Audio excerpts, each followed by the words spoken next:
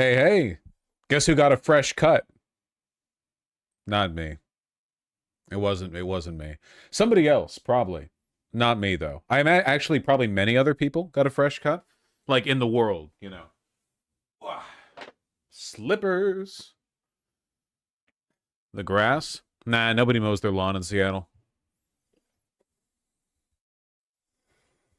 Is this really the best Vosh can do? It's chat every time I start stream. A single tear down the cheek. Uh, that's funny. You don't even have a lawn? Well, no, I fucking hate lawns.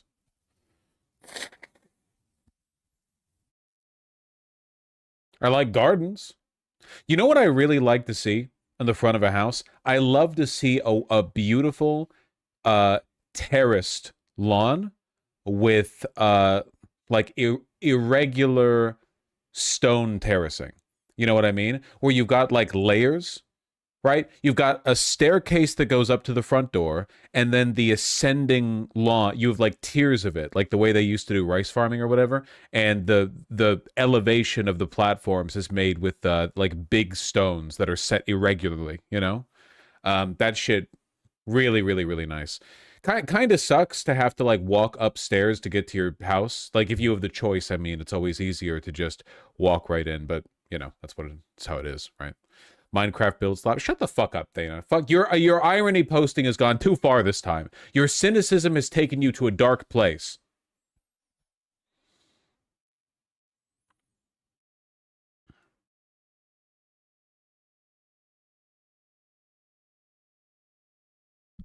My partner and I want a pollinator yard, but so many neighborhoods or cities regulate them out of existence. So cool and awesome. Thankfully, it's pretty common here in Seattle.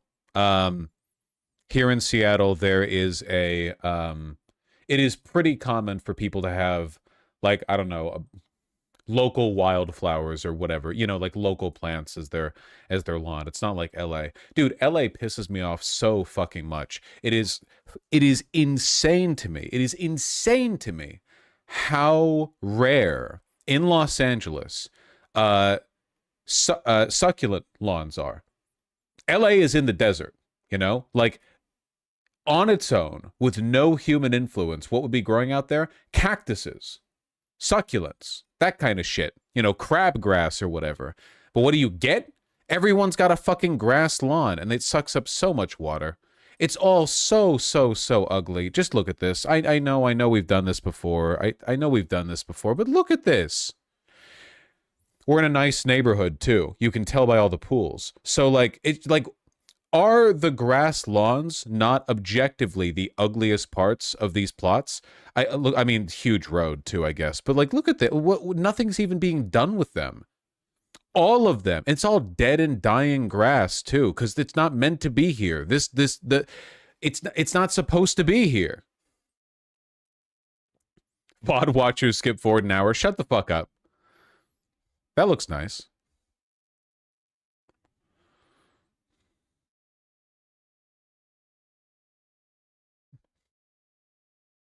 How long would I have to go before I found a house that had like succulents or whatever? Seriously, look, it's just grass, grass, grass. Come on. Ugh.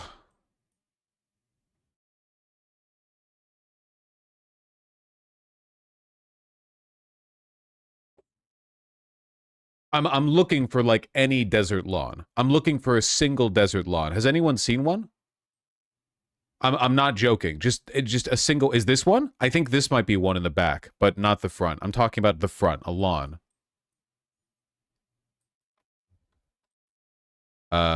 Here? No, that's like a patio area. I don't know, man. It's so fucked up.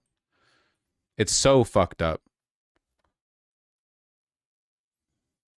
Is this another fucking lesson in Google Maps? What is wrong with you people? My steak is too juicy. If you're tired of listening to this live streamer complain about Los Angeles, then you leave. You need to leave right now. Because it's not gonna get any better.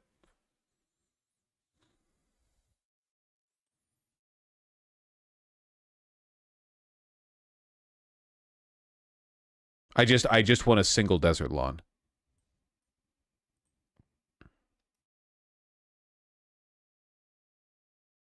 Oh my God.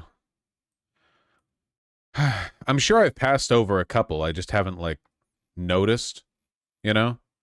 I don't know, man. I don't know.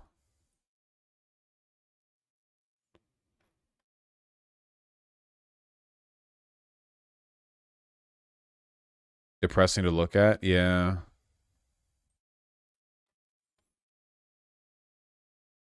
It's just it's not real. They don't exist. Look in Phoenix, you might have slightly more luck. Yeah, but that's Phoenix. Whatever, man. Whatever. You know, I saw a lot of really nice near Joshua Tree. Joshua Tree National Park had a lot of really nice sort of weird homes.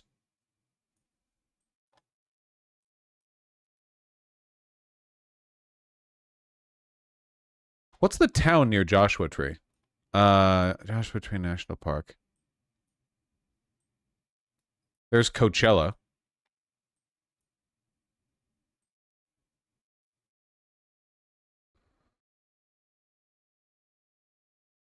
Here, the town of Joshua Tree. Now we're in the desert.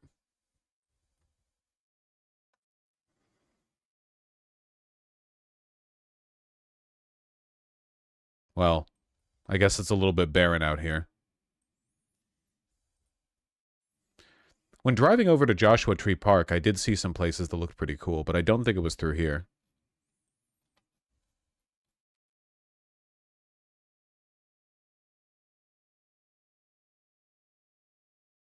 God damn, that is a blue sky.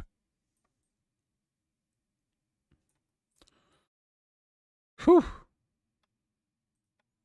Well, whatever.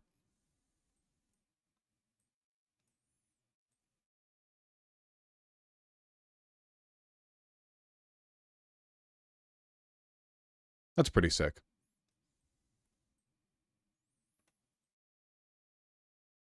So yeah, how are you guys doing?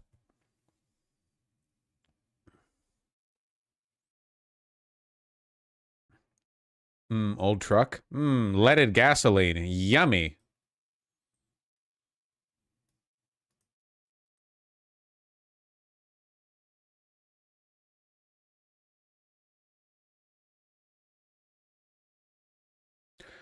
Have you seen the DNC will not be doing an analysis on the 2024 election?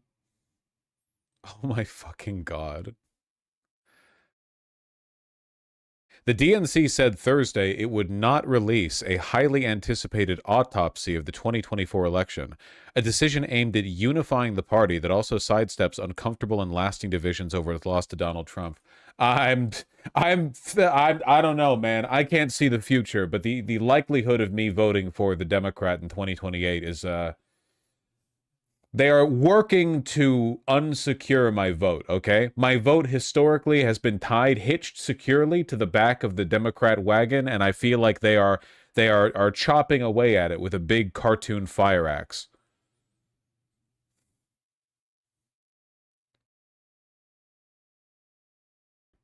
DNC Chair Ken Martin issued a statement on the decision saying that the committee was, quote, already putting our learnings into motion, end quote. And okay, again, remember that when they were doing polling to determine electoral favorability for Kamala Harris, when respondents said that they were unsure about voting for Kamala Harris because of her support for Israel, they marked it down as other. They had specific categories for a bunch of reasons that people didn't like Kamala Harris. But for opposing Israel, for anything that was anti-Israel, for that category specifically and uniquely, they refused to distinguish it and simply marked it as other/no response. They did not record it. A fucking murder-suicide pact with Israel. It's insane.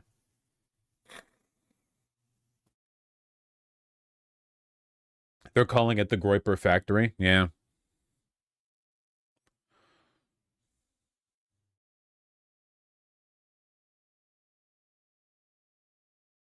Committee officials involved with the report, which included hundreds of interviews conducted across 50 states, had concerns it would inflame ongoing tensions within the party at a time when they felt it had begun to generate window momentum. You know what that means? Translation.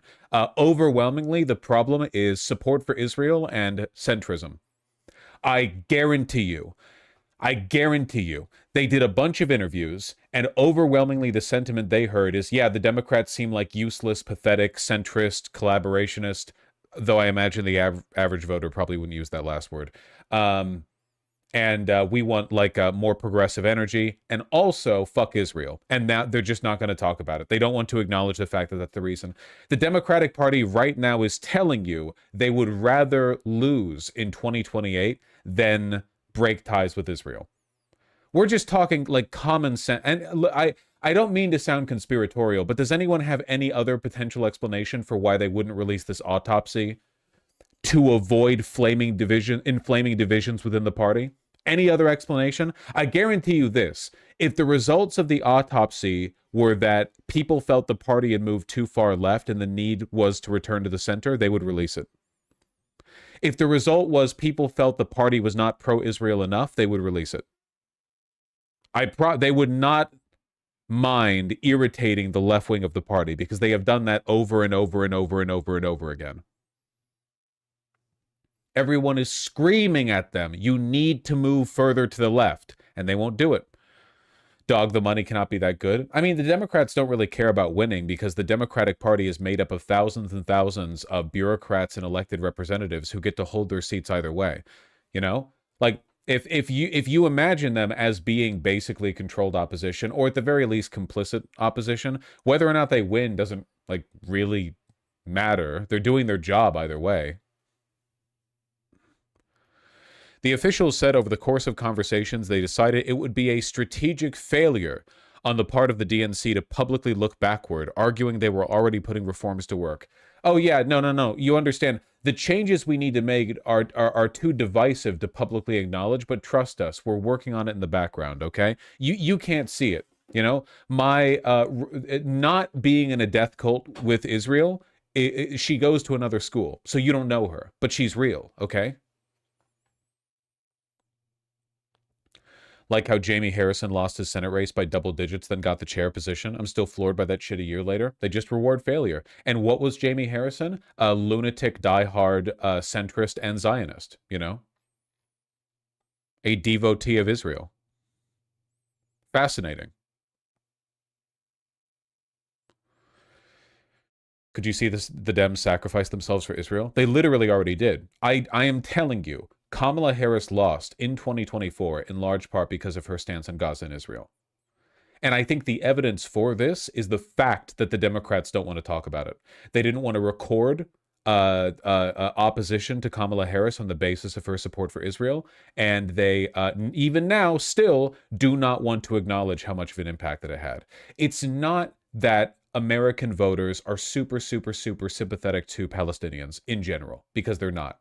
It's that support for Israel, after how obviously evil Israel was to everyone by the end of 2024, like, it's an easy litmus test. You have to be compromised so thoroughly to defend Israel. There's just no, like, the only people out there who authentically, sincerely, believably defend Israel are people who are just diehard anti-Muslim fascists. At least I think they're honest. Like the people who like Randy Fine or whatever. I believe you support Israel. You just want to kill Muslims. Like that's it logically follows. I understand your belief system. But people who pretend to be liberal and then turn around and defend Israel? No. No way. Nobody's buying this shit anymore. And it looks like they still think they're going to fool you with it.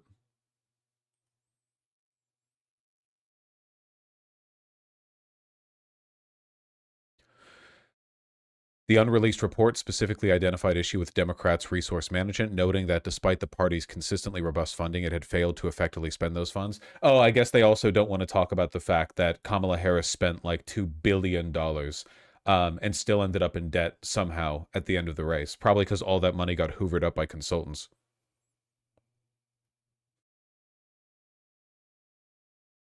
It also criticized a field organization that was characterized as disorganized and ineffective.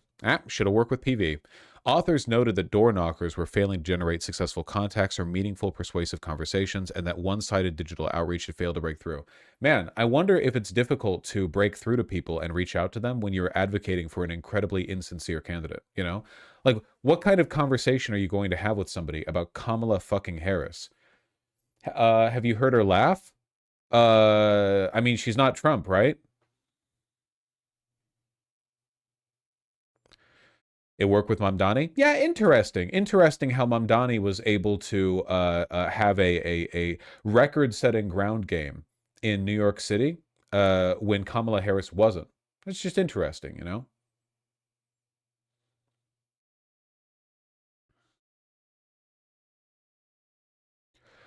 Does losing not hurt them? Like, is there no to desire to succeed? I'm sure there's a desire for the Dems to succeed. Like, they would prefer to be in power. I just think that they're still totally beholden to their corporate interests, and as a consequence of that, most of them are cowards. Like, they don't mind losing. You know, they try, but they're unwilling to break through. The difference really is that the Republicans have actual capital F fascists in the party who do want power no matter what. So you do have breaks with corporate interest. Remember, like, Trump has said insurance companies are the problem, you know? Insurance companies are stealing government money, essentially, through the ACA subsidies. Now, he's being insincere. He's not going to fix that or divert less money, but he's at the very least willing to dip into populist rhetoric, you know? With Kamala Harris and other centrist Democrats, not really. Like, they won't even touch on it. So I guess the will to power, for lack of a better term, is a lot stronger for the fascists because there is, in addition to the corporate compliance, an actual interest in exercising real power there. The Democrats don't have that at all.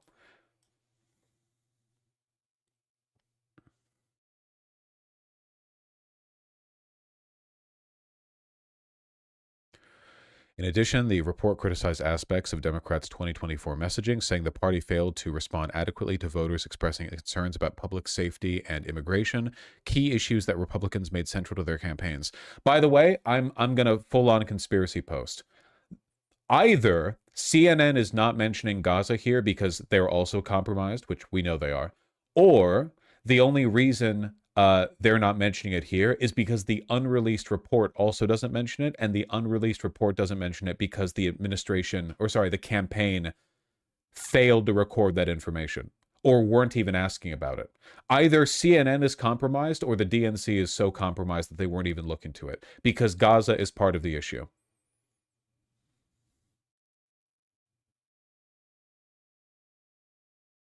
Which is worse? It's probably both, to be honest with you. The conclusions of any autopsy could be uncomfortable for the party's midterm candidates and the contenders for the next presidential nomination. Why? Is that normal? Hey, we identified the reasons why we lost in 2024, but we don't want to talk about it publicly because we don't want to draw any attention to the fact that those same losers are trying to win in 2026. I don't know, man. Maybe you should find different non-losers? Possibly? Maybe? Harris has not ruled out another bid for the White House. Yeah, she's probably going to run. We're going full MAGA 2028, boys.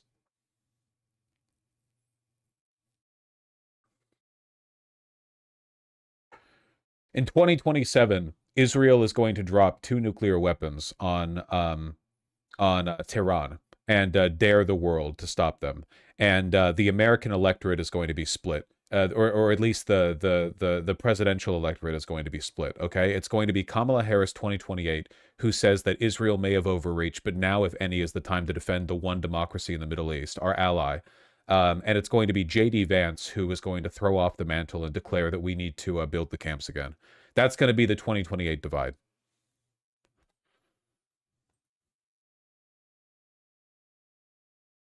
Clip for when that happens. Yeah, clip me for when that happens. Okay.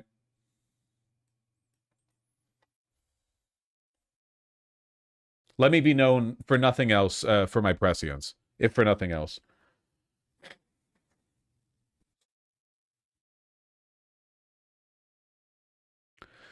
Harris would say Israel should have only used one. Yeah. I get being bought, but this level of transparent refusal to listen to the base is a bit difficult to wrap my head around. It's the only thing Democrats have done for over a decade, since well before 2026. Like, this is all they've been doing. They make big, obvious fucking mistakes. They like egregious political mistake, like fuck ups, even to their own interests, you know, and they defend it. And anytime they get a chance to blame the left, they do, and they never walk it back. And they always pretend the answer is to move more to the center.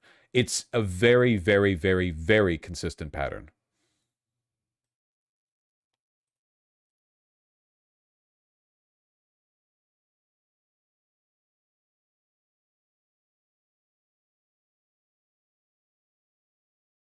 To be fair, Republicans are consistently Zionists when more than half their base are Groypers. They're going to have trouble too. That is true. However, the Republicans, or at least the Trump administration, has legitimately been much more willing, in the past at least, to adjust what they advocate for the interest of the party. The Republicans generally have been better about manufacturing political demand and meeting it. You know, the Democrats are wretched at it, absolutely wretched. That being said, the Republican Party is getting worse at it right now. That's why I say MAGA's dead.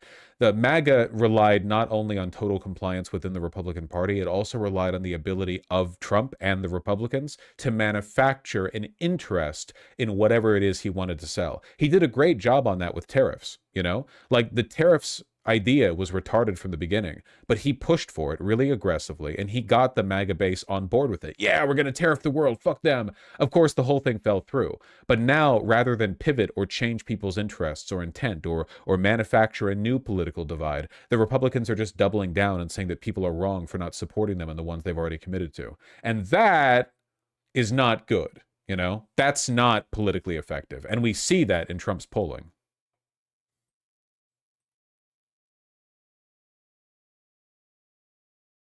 It's okay, Gables. We forgive you. Nobody likes to be scolded. Yeah.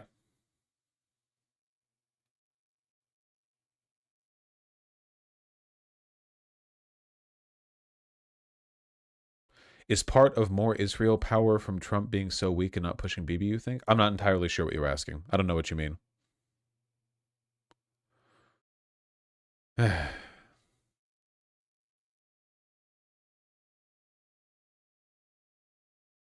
This was from 2 hours ago. I wonder if there's any buzz about it.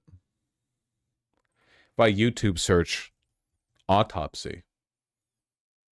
Okay, yeah, that's not helpful. Filters today.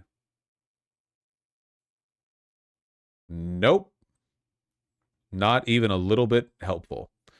Okay.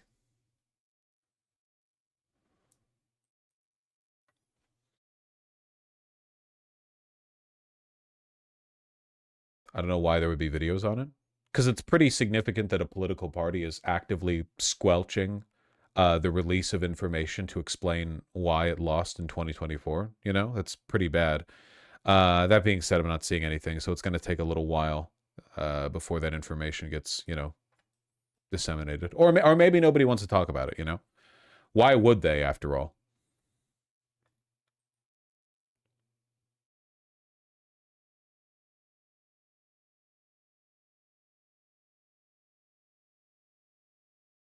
Do you think they'll leak it eventually? I don't know. It doesn't really matter. Don't we know what the problem is?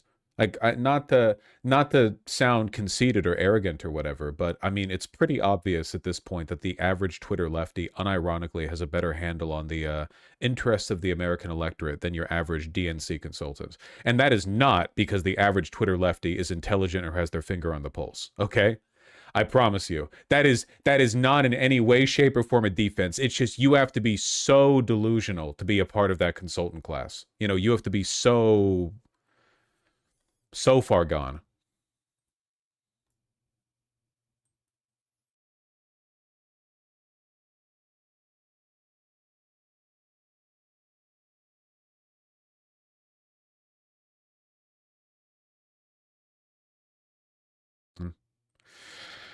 Dems refuse to release autopsy.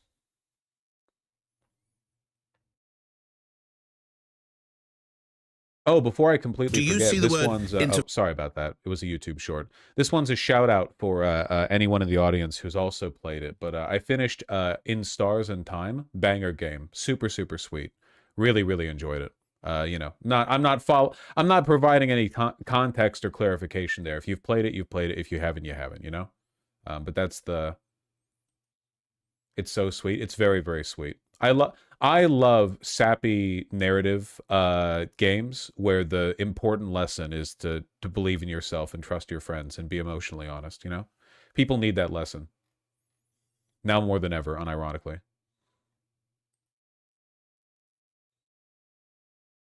Love is gay but important. Love is super gay. Yeah, 100%. Absolutely.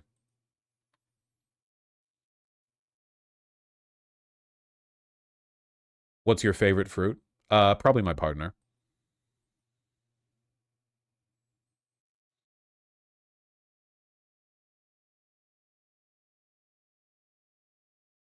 Did you see Adam something repeating your long held position that the left abandoning men is why people like Andrew Tate became popular? I did not see that. I'm not surprised that he would say that. I don't have a copyright in that opinion. You know, I imagine that's something that he's believed for a while. It's totally true though, 100%. You know, and it's not like the left abandoned men in some kind of institutional sense. It's more like you need to onboard people, and we onboard the fuck out of uh, everyone but men, to be honest. You just need to onboard. It's just very basic rhetoric. How do you get people excited about being part of your movement? You know, your movement, your belief system, your ideology, your rhetoric, something. Yeah, you just need an entry point. That's it.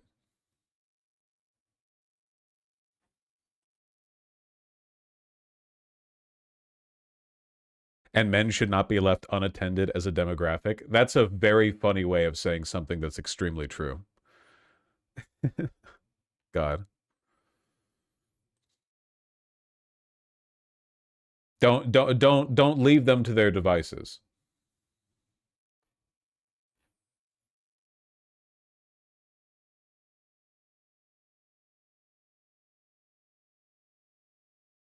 Yeah, we'll get to that, Masaigo. We actually have a lot to get to. We have a lot of T minus one, like day before the Epstein file release, things to get through.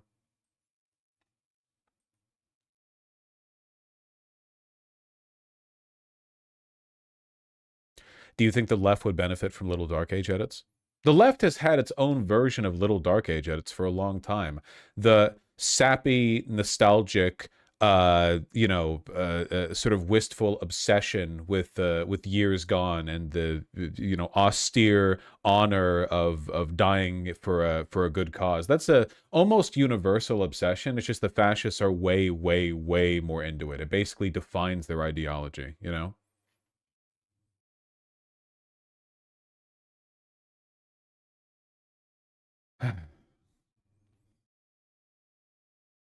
I have to get into this because it pisses me the fuck off, and we're gonna get into like more political shit soon. But I am getting so sad about the state of the game industry, and specifically Larian Studios.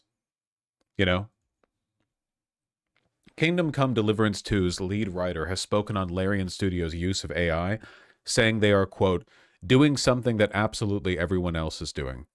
Daniel Vavra added, "I'm no fan of AI generated art, but it's time to face reality."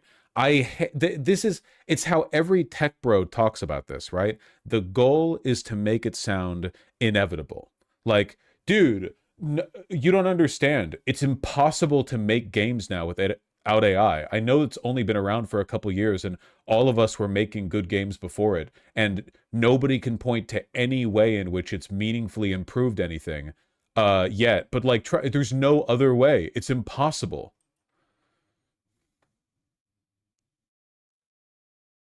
They all talk about it like it's inevitable. This is he's the lead at Larian, right? Or one of the leads, taking a break back in January, getting too flamed online, I guess. It has been a week since we announced Divinity, our next RPG, and a lot has become lost in translation. Larian's DNA is agency. Everything we work towards is to the benefit of our teams, games, and players. A better workday, a better game. Our successes come from empowering people to work in their own way to bring out the best in their skill and craft, so that we can make the best RPGs we can possibly make. In this context, it would be irresponsible of us to not evaluate new technologies. Larian's DNA is agency. Also, we have no choice but to use AI art. It would be irresponsible. You don't understand, okay? It's not our choice. It's not up to us. It's the inevitable momentum of technological advancement that demands that we do this. This is ridiculous, okay? What the fuck does that mean? It's corpo slop speak. It means that they think they can save money. What artist would debase themselves like this? Well, this guy's, doing more on the business end. But I just hate, this is what every reactionary movement and group does. Rather than make a positive case for its use, they say it's inevitable, Like, neo-Nazis don't talk about their neo-Nazism as a choice they made. They talk about it like a prompt, a reaction to other forces. People on the left are given the dignity of agency, but people on the right are merely reacting. Thus, they have no agency. They just had no choice, You did X, now we have no choice, right? They love doing that. You do the exact same fucking thing with AI. The AI bros have stopped. They've completely stopped, arguing that AI makes your life better. Now the argument is almost exclusively, you have no choice. You have no choice. This is just the way things are now. Fuck that. I fucking hate this sentiment. It's so cowardly. It's so cowardly. I hate it so goddamn much. Why not just own it? It's a bad choice either way, but the fact that it's a bad choice and then you're pretending it wasn't a choice to begin with, I hate it so fucking much. It's so cowardly. $599 RAM for this, by the way. Yeah. Enjoy your RAM and GPU prices skyrocketing for the foreseeable future over shit like this. I don't know, man. I might not buy Divinity because of this. It hurts so much. I mean, it's fucking, oh my God. And it's so arrogant of them when, public sentiment about AI, especially for the kind of people who would enjoy Divinity, is not good. People do not like AI. Overwhelmingly, people dislike generative AI. So to not have any kind of PR response, to open up your acknowledgement with, holy fuck, guys, you're just being irrational for being mad about this, The slow encroach of slopification, the reduction of the artistic intent and the communicative element in our art, the fact that we have no choice. Why are you being so hysterical about this?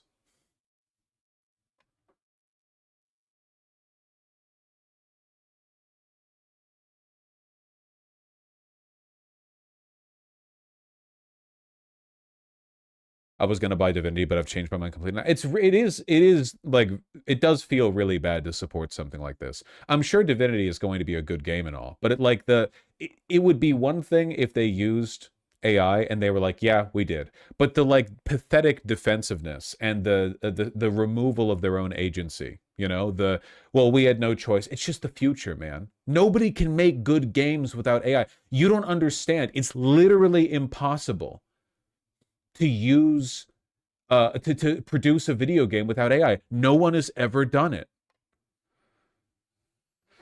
And them defending using it in the fucking concept art, man.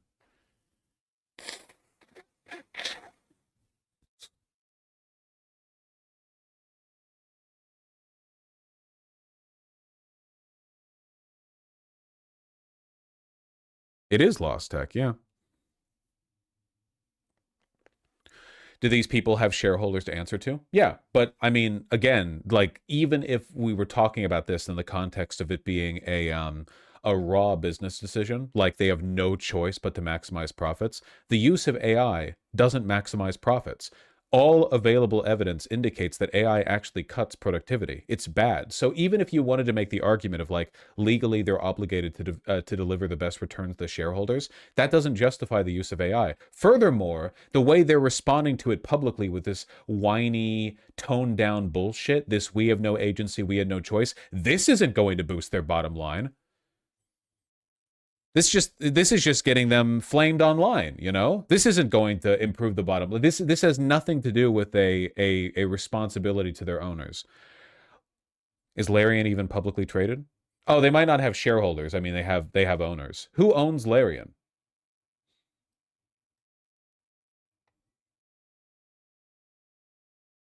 Who owns Larian Studios? Well, this guy, for one. Oh, and Tencent. Wonderful. Tencent owns 30%. But they don't have voting control over the studio's operations. So no, it's up to this guy. This guy is the prime owner. He is the primary owner. Tencent loves AI. Yeah, but they don't get to decide that. He's the primary owner. He's the guy. This man right here, this Twitter user who's taking a break until January, he is the guy who has the ability to make this the executive decision here. And he's fucking it up.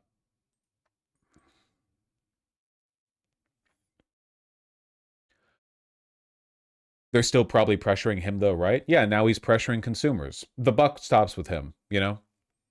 I'm a QA engineer at a AAA company, and them pushing AI and employees is making almost everyone miserable, lol. Yeah, it's like the companies that are pushing for AI have sunk their teeth into basically every corner of the industry, and they want everyone to become completely reliant on it because that's the only way you can cost justify the maintenance of these AI data centers in the long term. Like they basically want to convince everyone to saw their own legs off so they can sell you artificial replacements, prosthetics.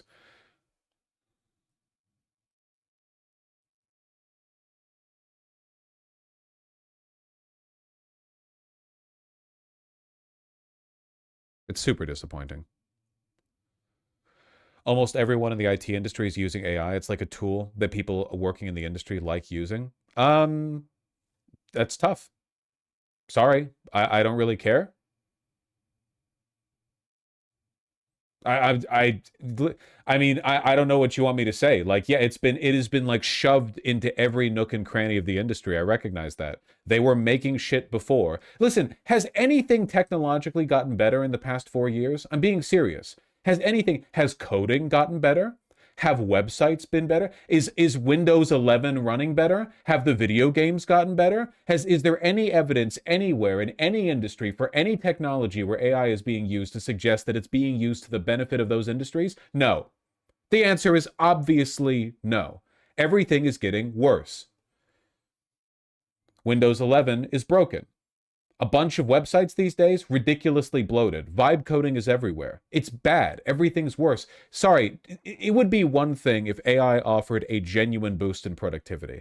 But at the end of the day, it just doesn't. It just doesn't. You need skilled humans making skilled human decisions. Mind you, even if AI did increase productivity, I would still be against it. But at least that would give you an argument. If AI did give you the ability to make a super huge, high quality RPG much faster, at least that would be an argument for it. Like, at least I would still hate it. Don't get me wrong. I'm not pretending that would change my mind. But at least that would give people like Sven Vinke, some kind of use case. But there isn't one. Slopification is inevitable.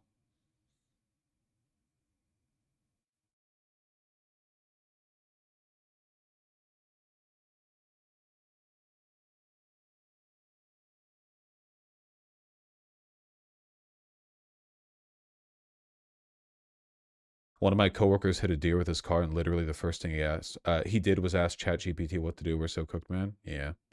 AI is doomed the dev of junior devs into seniors who know what the fuck they're doing. Yeah.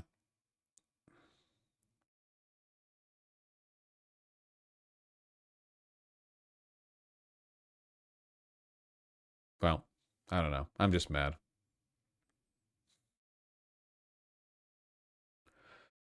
That's Sven's argument. He's using Gen AI to speed up pre-production. No, he's just wrong. You do not need generative AI to find image references for the art you're making. If any, that's a terrible use for it too. How the fuck are you supposed to develop new ideas to source for references for your art if you're generating it yourself?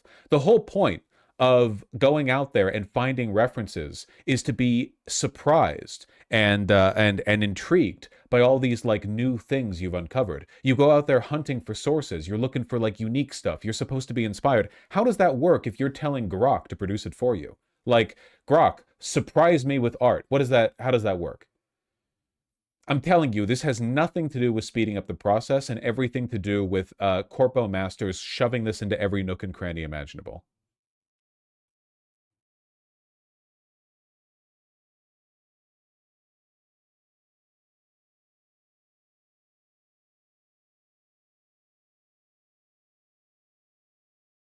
Ideation is literally the worst place to use AI. Yeah, I mean, you're really telling me that that's where you want to get your inspiration from?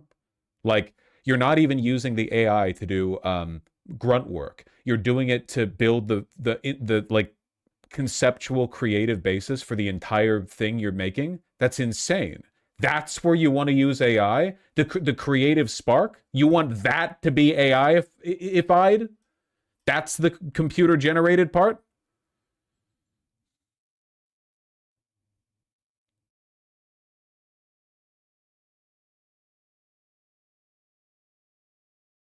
I'm going to a game dev uni in Belgium where a lot of graduates have gone on to work at LARIAN, and the school has been pushing hard for AI lately. They even have an AI research department. Yeah, and I guarantee you, you know why? Because the game dev uni has financial ties to NVIDIA or whatever the fuck. It's always money. Very rarely is there like a genuine grassroots ideological interest in this. It's almost always pushed from the top down.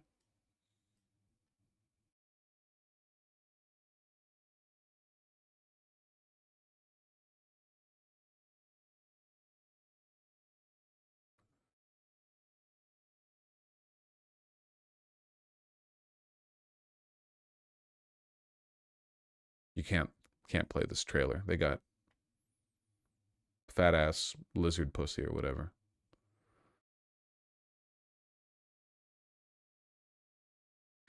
I was actually forced to miss a uni lecture recently due to a mandatory attend on an AI lecture where a guy told people to make legal letters with AI, and it was forced on us to make the uni look good to the AI guys. Great. Well, I look forward to this guy continuing to have crash outs in the, when he comes back in January or whatever, defending his use of AI as though it's some kind of inevitable motion of history and not a choice his studio is making.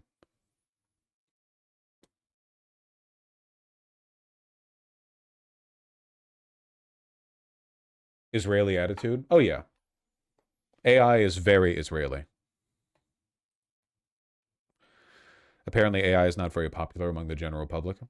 I mean, I think that makes sense. Like, I don't think that you should try to intuit people's political opinions from what the buzz you see on Twitter. Do you see pro AI sentiment on Twitter? Like for me, literally, and I mean literally, like 100%, no exceptions. Every time I see a post touting AI, it's ratioed into oblivion. It's some like retarded blue check Elon simp getting dogpiled by everybody. I really have not seen, like, I'm not saying that opinions on Twitter are reflective of opinions in real life. I'm just saying that the sentiment is so overwhelmingly common here, you know?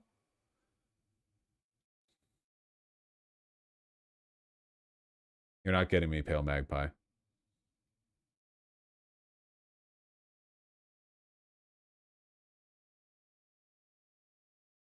16% of people say that AI will improve people's ability to think creatively. 53% say worse. 16% neither worse nor better. 16% say not sure.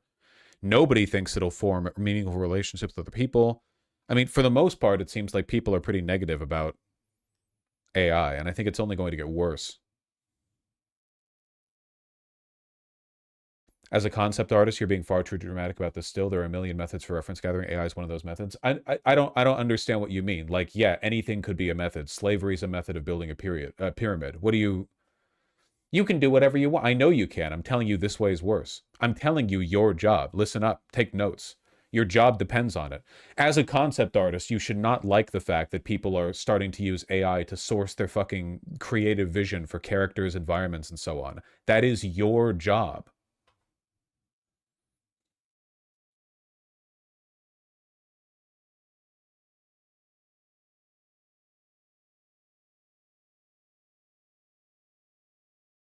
Literally the easiest part of the job too. Well, sourcing good inspiration can actually be pretty difficult, and it can be pretty involved too. Listen, you will know this, and you can know my pain for a moment. Looking up references for art that I'm using for a D&D campaign, you know when you're looking through it, you get the feeling when you start to enter like the Google image search AI trends because everything starts to look exactly the same. Like, you look at all the ArtStation material, you get a bunch of like unique, diverse art assets that are interesting and inspiring. But as soon as you start to look at AI stuff, everything looks the same. Even though it looks different, it all looks the same. It's not just about rendering style or composition or whatever. It's that at the end of the day, like, we're talking about an engine that's optimizing for an arcane, infinitely complex set of parameters that, while they can't really be intuited from the outside, are still nonetheless like shockingly consistent. And that's why it all feels like the same, you know? It's why it's, even though it has become possible to essentially fake real life images with that Banana 2, whatever, Banana Pro AI generation algorithm that Google put forward, it's always been relatively easy to suss out most AI images that are meant to look like an art style. You know, art styles can look like anything. What if an art style just happens to look AI? Well, oftentimes it's pretty easy to tell, you know, because they fall back into patterns. It's the worst possible way to use AI for the creative inspiration. You're handicapping everything from the get-go.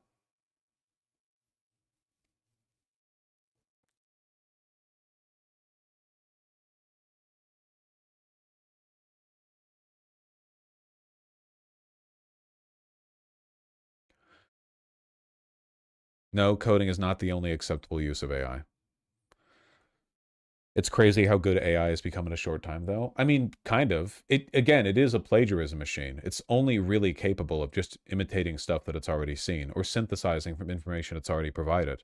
If you're looking for inspiration, how do you get that from AI? It can only copy what already exists or synthesize from what already exists, but you're looking for inspiration. How do you prompt inspiration?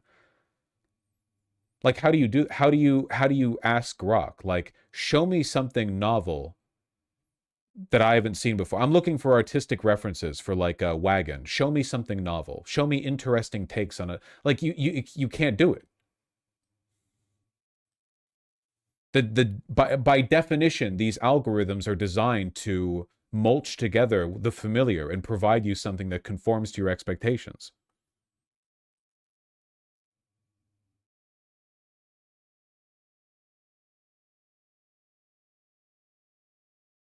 Bricky's COD campaign review breaks down Microsoft's AI culture and how they force AI into every facet of the company. It's a great watch. It's so inauthentic, man. It's so top down. It's so fucking frustrating to watch from afar. Yeah, Windows does this nonstop. Like, at every level, they just fucking relentlessly cram it into every nook and cranny. You can't get shit without AI pre-cooked into it now. I recently had a Windows update that just forced on its own, and when I fucking booted the computer back up, it was like, hello, here's all the things you can do with this new AI program that we've opened for you. I'm sure you all saw it.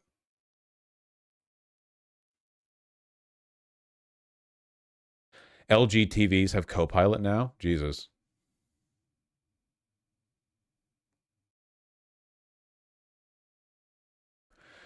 Vosh, if I have 100 references from movie, art, real world, etc., 5 may be AI. If you accidentally find AI images, then that's not really your fault, I guess. You're just searching for stuff and some of it turns out to be AI. What Larian Studios is talking about is that they are deliberately using AI to generate reference images. Nobody would say that their company is using AI for concept art, by which they mean their concept artists stumbled into it and are just maybe pulling some of it from online. They're deliberately doing it.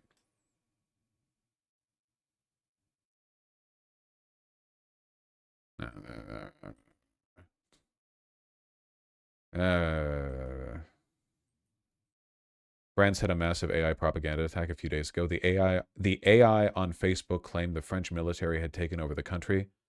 Facebook had hundreds of fake news AI videos. That's pretty funny.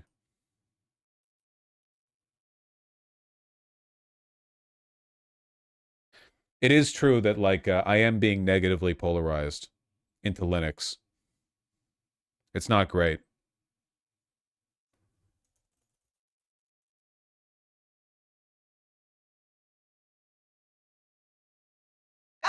Maybe we say, inspired by her cat Ziggy, Jenna's work is a contrast of sturdy form and wild colors. Again, they want you to cut your own legs off. The goal here, they want every element of your life to be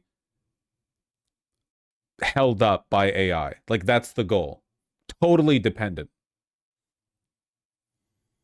They are begging for you to become completely reliant on this tech. And they're really bad at pushing for it because, you know, at the end of the day, it really doesn't help much. Wasn't there a study which proved AI literally causes cognitive decline? Yes, we already know what the effect of it is. We know that higher AI use, especially as like a substitute for interpersonal engagement, is a strong indicator for a wide variety of negative mental trends. Memory, intelligence. Yeah, your neural pathways are getting dusty, okay? They're drying up. Stop it, Copilot, but keep going. Hey, Copilot.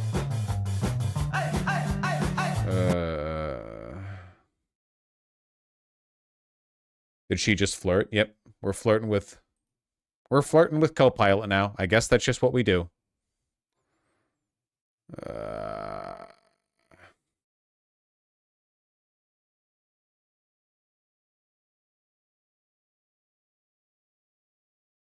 The Google AI ads are just as retarded. I'm sure.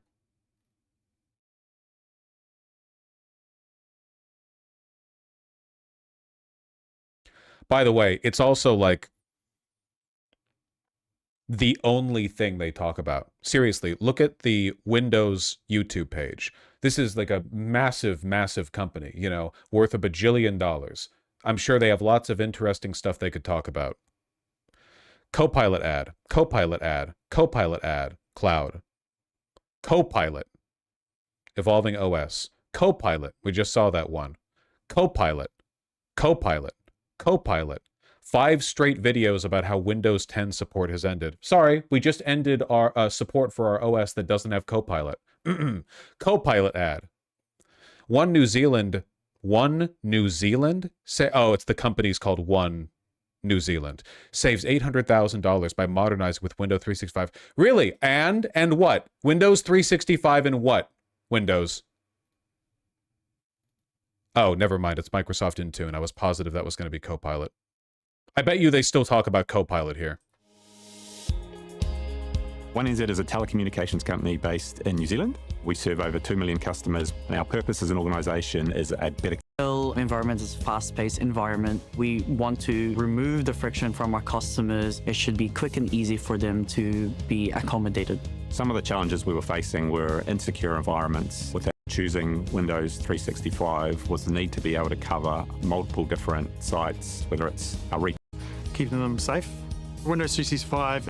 8 systems, easier for me to access and help my team out. There's Copilot. There we go. Apps, it's easier for us to be efficient to our customers' needs. It's all saved into the cloud, and it's just easier for me to access and help my team out wherever. There it is. Issuing a Windows 365 device to a user, it takes approximately 30 minutes. It's great. All right. Slight Copilot reference. That's okay. Slight Copilot reference.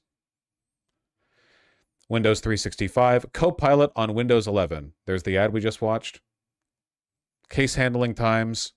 New York Life opts for Windows 365 to support AI-powered digital experience. Wow. 2030 vision, Saudi slop, thank you. Moving is easy with Windows 11. Really? Does Copilot help you box your shit?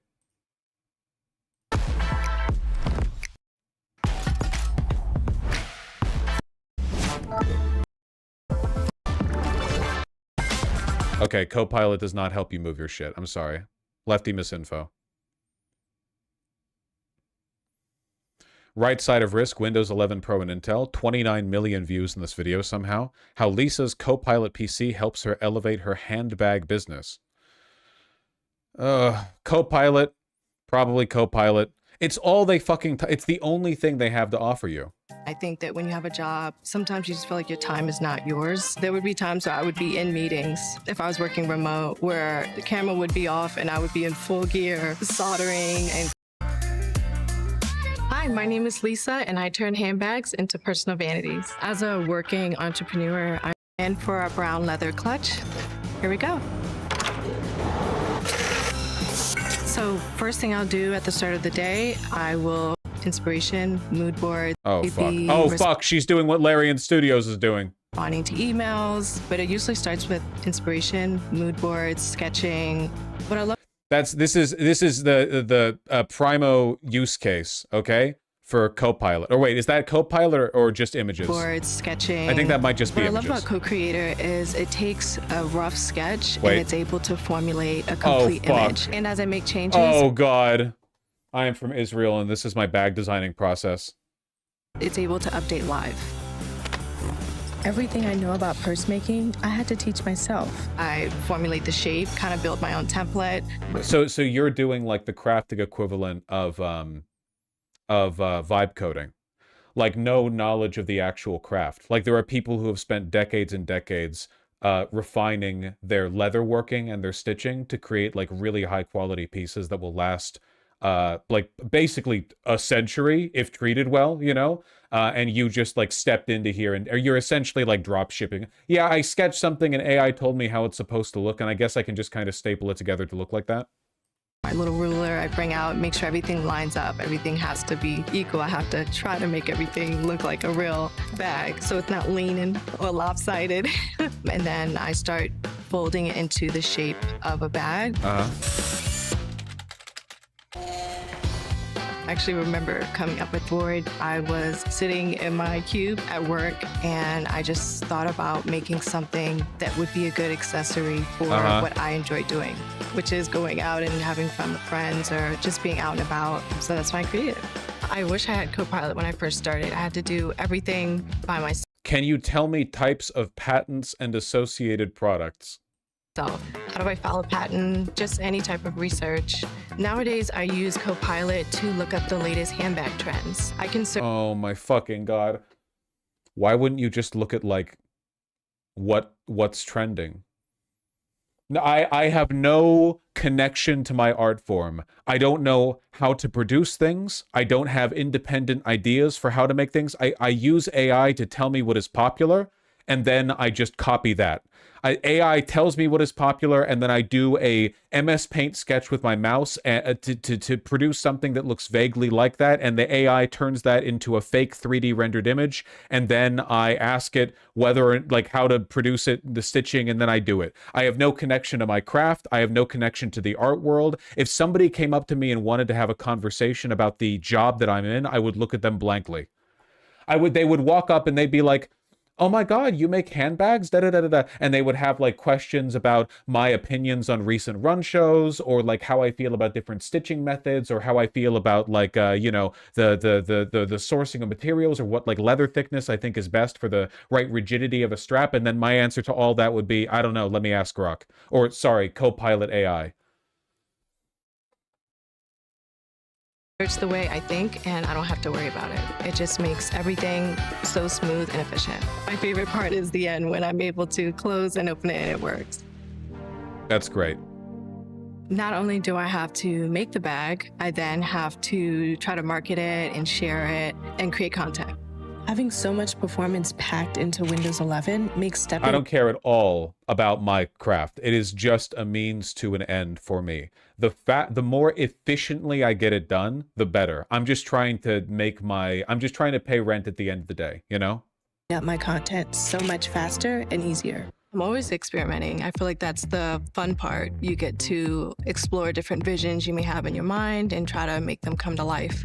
With Restyle Image and photos, I'm able to explore different backgrounds and make really cool product shots. I can take a photo of the park and turn it into a painting. I think when you're at work, you think about where you'd rather be. So for me, that was just probably the weekend. Spending time with friends, it recharges me. Having a computer that's fast and able to keep up is so important because I don't have a lot of time. That's why I like using Windows 11. As a self-taught entrepreneur, it makes life easier to have a fast-working computer with a lasting battery. I work a lot, so it's... Isn't this what TikTok content and being an influencer are? This is part of a larger problem than just AI. We're living in the time of spiritual decay, Lamau. No, for 100%. Yeah, AI is only hastening what was otherwise a decades-long process of the death of art and the spirit. Yeah, it's happening in every element of our society. It's happening in our low literacy scores, the fact that nobody reads anymore. It's happening in our cities where we build gigantic suburban sprawls that don't have third places or like ways for people to meet. It's happening in the way we teach our children to like be so afraid of the world they never go outside and play, so they never have unique experiences or like independent adventures that give them an adventurous spirit or make them feel like they're, you know, they have some autonomy or whatever. We're killing the spirit in like a many ways. This is just like essentially this is just Microsoft and all the other companies like stomping our faces into the dirt, you know. They're trying to they're putting a pillow over the spirit of you know, our collective soul, and trying to smother us to death faster.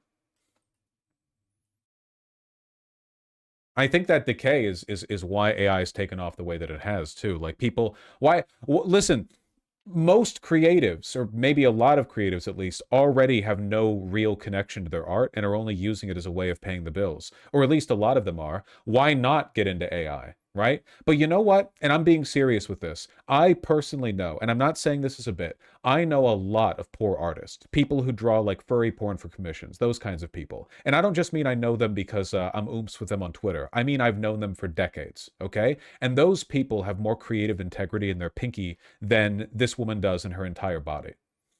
These are people who are poor, like really poor, like shack up with 3 roommates in a 2-bedroom house poor, you know, like barely able to survive poor. And they genuinely care more about their craft than she does. And I think that's disgusting, you know?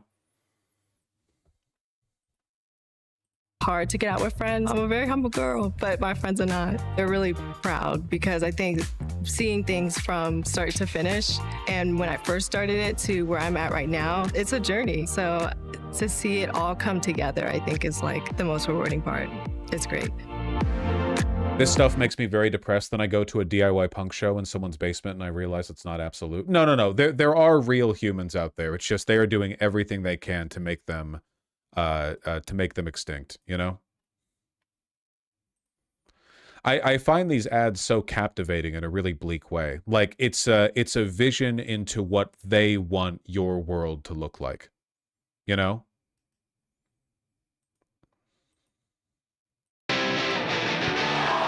I'm Miles, and I shoot sport on old film cameras. Wycombe Wanderers have invited me to come and shoot their pre-season opener against Watford at Adams Park tomorrow, so I'm very excited to go down and shoot the team on film.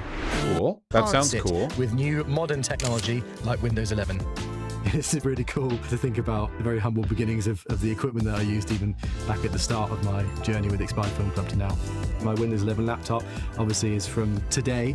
There it is. That and using old... What was the question he asked? My Windows 11 laptop, obviously.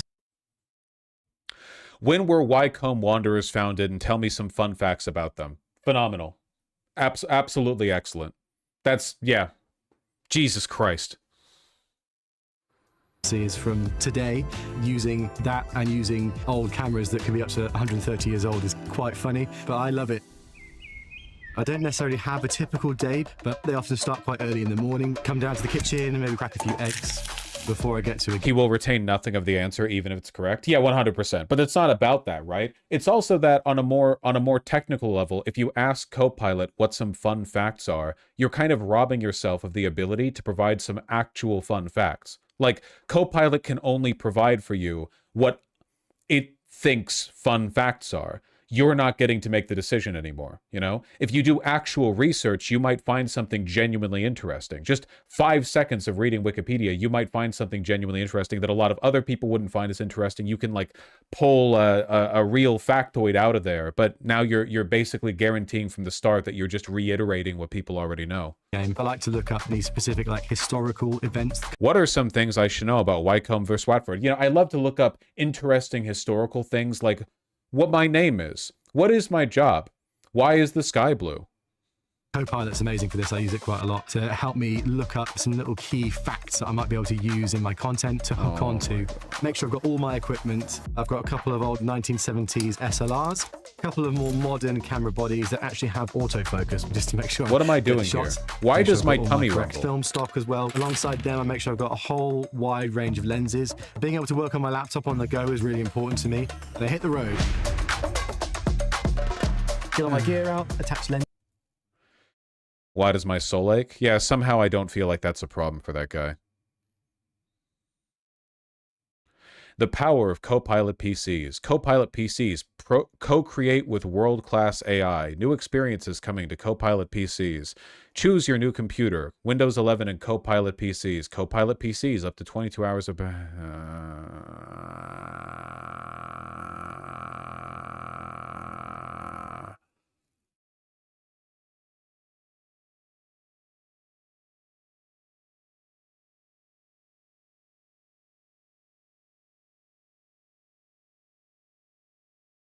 Okay, last one I'm doing. We're the largest mutual life insurer in the country. For 180 years, our vision is to make sure that we are providing financial protection to... Are they're doing an AI commercial for life insurance? Why? Nobody likes life insurance companies. Nobody. Why would you... The families that we support. Our goal is to democratize technology in a way that everyone becomes an innovator on behalf of our customers. It must be. That's what I love to hear from my fucking life insurance company, by the way. I love to see some guy in a shitty suit and fucking dress sneakers talk about how they're looking to use technological innovations to disrupt the industry. Of what? Paying out families when someone dies early? Wait, what are you... It should give us visibility and it should align with how our business operates. Windows 365 plays a significant role in our long-term modernization strategy. We have a global workforce, and Windows 365 has created this anytime, anywhere access capability. One of the big important criteria was how quickly can we onboard a colleague. The ability to give a colleague an endpoint that's perfect their first day. It rolls off my brain. These people must functionally have like 85 IQ. How can you live when you talk like this? I'm being serious. This has to be... This is like the equivalent of spending a decade living out in the forest with no other human to talk to. Like your neural pathways are going to degrade. Or access capability. One of the big important criteria was how quickly can we onboard a colleague. The ability to give a colleague an endpoint that's perfect their first day. It expresses a sentiment that we care helps us attract top talent. It's critical for us to comply with our regulatory controls to ensure that only specific people have access to customer data. Windows 365. I've met people like this. Legitimately, they're profoundly dysfunctional whenever they're around other people that do not talk like this. They always hang out with each other. Yeah. Also known as Silicon Valley brain. You see this on Twitter sometimes. People who are in Silicon Valley or people who use Indeed very frequently, incapable of talking to other human beings. Just not, it's not fun. It's not a fucking joke. Like, it's not, I know it sounds funny. They're actually not capable. They can't do it. Wait, do you mean LinkedIn? I meant LinkedIn, sorry. What is Indeed? Is Indeed also a job app? Did I mix the two up? I meant LinkedIn. LinkedIn, the Facebook for being a boring corpo guy. LinkedIn is just application. Okay, I meant LinkedIn. Met the criteria for providing secure, seamless access, irrespective of the location for our users. So it made our shift from being reactive to resilient in alignment with New York Life's philosophy of we don't predict, we prepare. our ability to deliver an Also owned by Microsoft. Is it really? Is LinkedIn owned by Microsoft? endpoint within hours or days rather than months Yes? really gives Okay. us a competitive advantage. Scaling with cost efficacy is an important consideration, and Windows 365 has been quite instrumental. I can't stand listening to these guys. It was always seen as a positive thing to say nerds run the world, but I'm gonna be honest, I'm starting to think that no. Yeah, the behavior of the average Silicon Valley tech guy has convinced me that it would legitimately be better if the world was... Like, the world was better off being run by Ivy League jock rapists than it was this group of nerdy Silicon Valley rapists. Genuinely. I mean that. Like, fuck, at least the people who were going to the Skull and Bones Club had a modicum of social competence. Like, they weren't a bunch of incels who were shoved in the locker all day during their adolescence and are now taking it out in the rest of the world. These Peter Thiel, Curtis Yarvin, Elon Musk, these people with a massive fucking chip on their shoulder who have no idea how to socialize, you know? No idea how to socialize.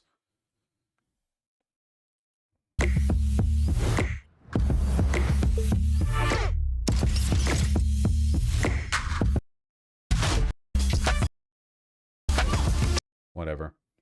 Bring back Steve Jobs. I've got a really, really, really bad news for you. Steve Jobs would be on board with AI 100%. Steve Jobs was not a good person. Steve Jobs was 100% like an innovative disruptor at any cost kind of guy. He would be so on board with it. In fact, like, the fact that he's not around is probably the only reason that Apple has not invested super heavily into AI development.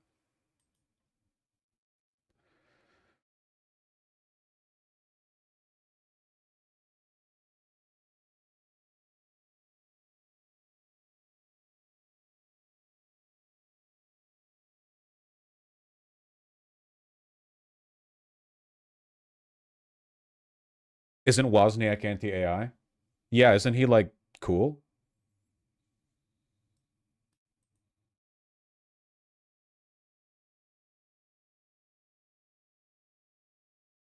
I am not pressing Alt plus Shift plus Control plus Windows plus L. I don't even know if I have that many fingers.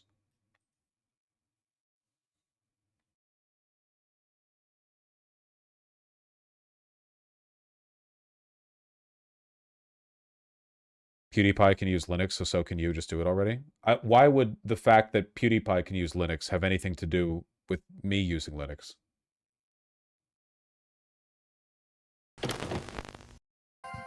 Weak Windows taskbar. You control what's on your computer. Made it a little easier. They didn't have a bad. I can't believe I paid for that. There's like... How old is he now? Isn't he like 40? He looks so good. I wonder if he's had work done. You're getting upstaged by PewDiePie? Do you think I can... You realize PewDiePie is like leagues better than 99% of the content creators that young people latch onto these days, right? This is once again a last chopper out of Saigon kind of situation. PewDiePie is like, you know, annoying and yeah, he said the N-word and there was some dog whistling or whatever else. Fucking young people nowadays are watching Aiden Ross. I'm not... Like, do you want to go band for band on that one? Jesus Christ. He's coming out looking pretty good in the long arc of... in the long arc of history.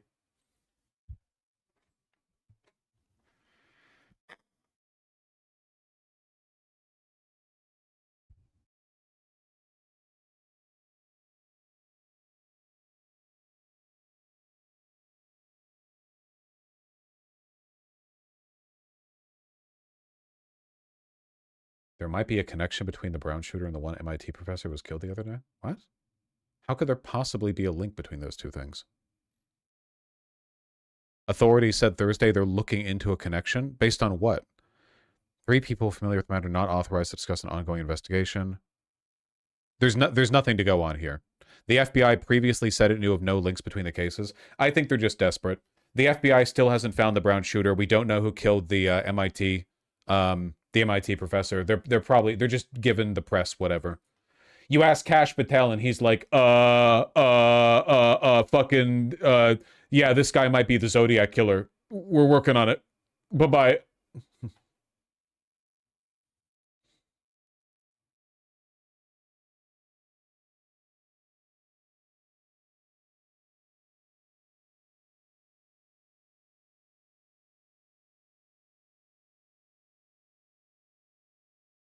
I can't believe he might actually get away, man. This far into the case, the chances of finding the Brown University shooter surprisingly low. I mean, maybe. I don't know.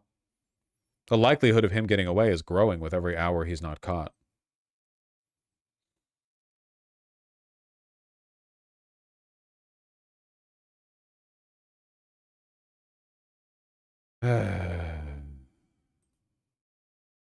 All right. What the fuck is this thing somebody linked? Intifada's having overtones of violence, Minister. I think calling for to globalise the intifada can only really have... Why do they keep doing this? All right, I'm not watching this shit. I don't fucking care. If you can't even say it right, why the fuck should I listen to you? Everyone wants to globalize the damn enchilada. The empanada. I was wondering, what is your view on the Trump brinkmanship towards Venezuela? Yeah, well, I'm not supportive of it at all. I think that this effort potentially to try to trigger regime change is very dangerous. We've seen this happen in other parts of the world, particularly in Iraq. It never works out.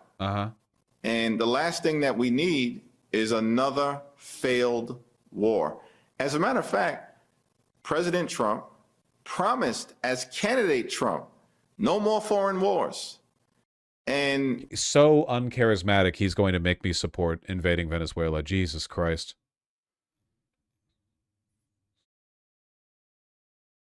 Riveting stuff. Yeah, this is like, there's just no emotion. Like, we're talking about brinksmanship. We're talking about potentially starting a war here, like a real, actual capital W war. No, I don't know, emphasis. Want to gun up the language a little bit, maybe? He's doing the exact opposite by potentially triggering... Donald Trump is actually betraying a campaign promise. That's great, man. It would be a fucking war.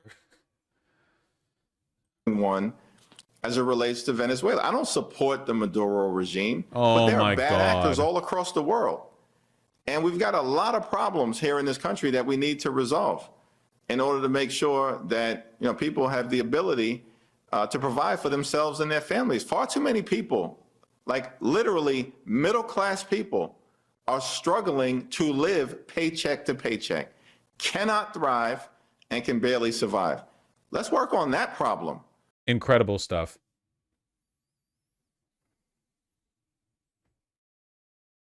Incredible stuff. Meanwhile... Just a blockade. Not going to let anybody going through that shouldn't be going through. You remember they took all of our energy rights. They took all of our oil from not that long ago, and we want it back. But they took it. They illegally took it. I can't believe we're doing war for oil again, man. I can't believe we're going back. Time is a flat circle. Trump and Stephen Miller have been looking for war for a while. They were looking at Mexican cartels first. Yeah, I think they're throwing darts at the wall and seeing what sticks, you know? They want a war because of course they do. But who they war against doesn't actually matter that much. They were considering it with Iran, but Trump really wanted the narrative that he brought peace to the Middle East for the first time in 3,000 years. We're literally doing piracy, dude. Yeah, we're saying we're embargoing Venezuela right now. Or sorry, not embargoing, we're blockading Venezuela.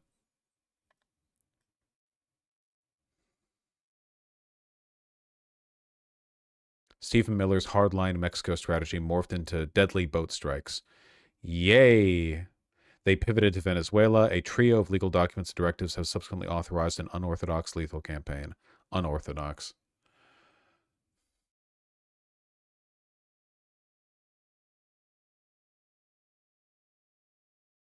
I still really don't understand what the long-term goal is here, because I do not think we could actually do a land invasion of Venezuela.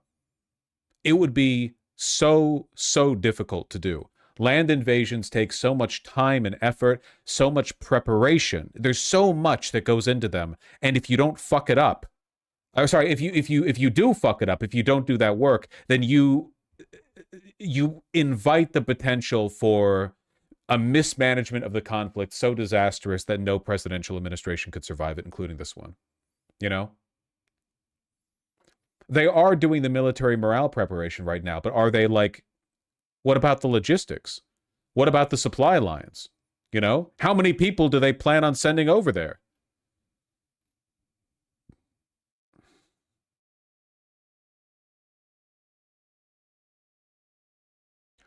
The U.S. invading Venezuela would be very similar to Russia's invasion of Ukraine. I mean, honestly, yeah. I think that would be a pretty easy direct comparison, as in a desperate fascist administration really, really wants like a win as the world like turns more and more against them. So they go for what seems to be an easy target, but because of mismanagement and corruption, it turns into a quagmire. Obviously, our military is much better equipped than Russia's military is.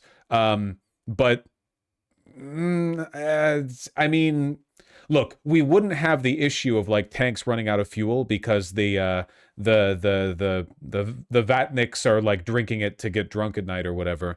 But morale would be critically low. Nobody would want to be there.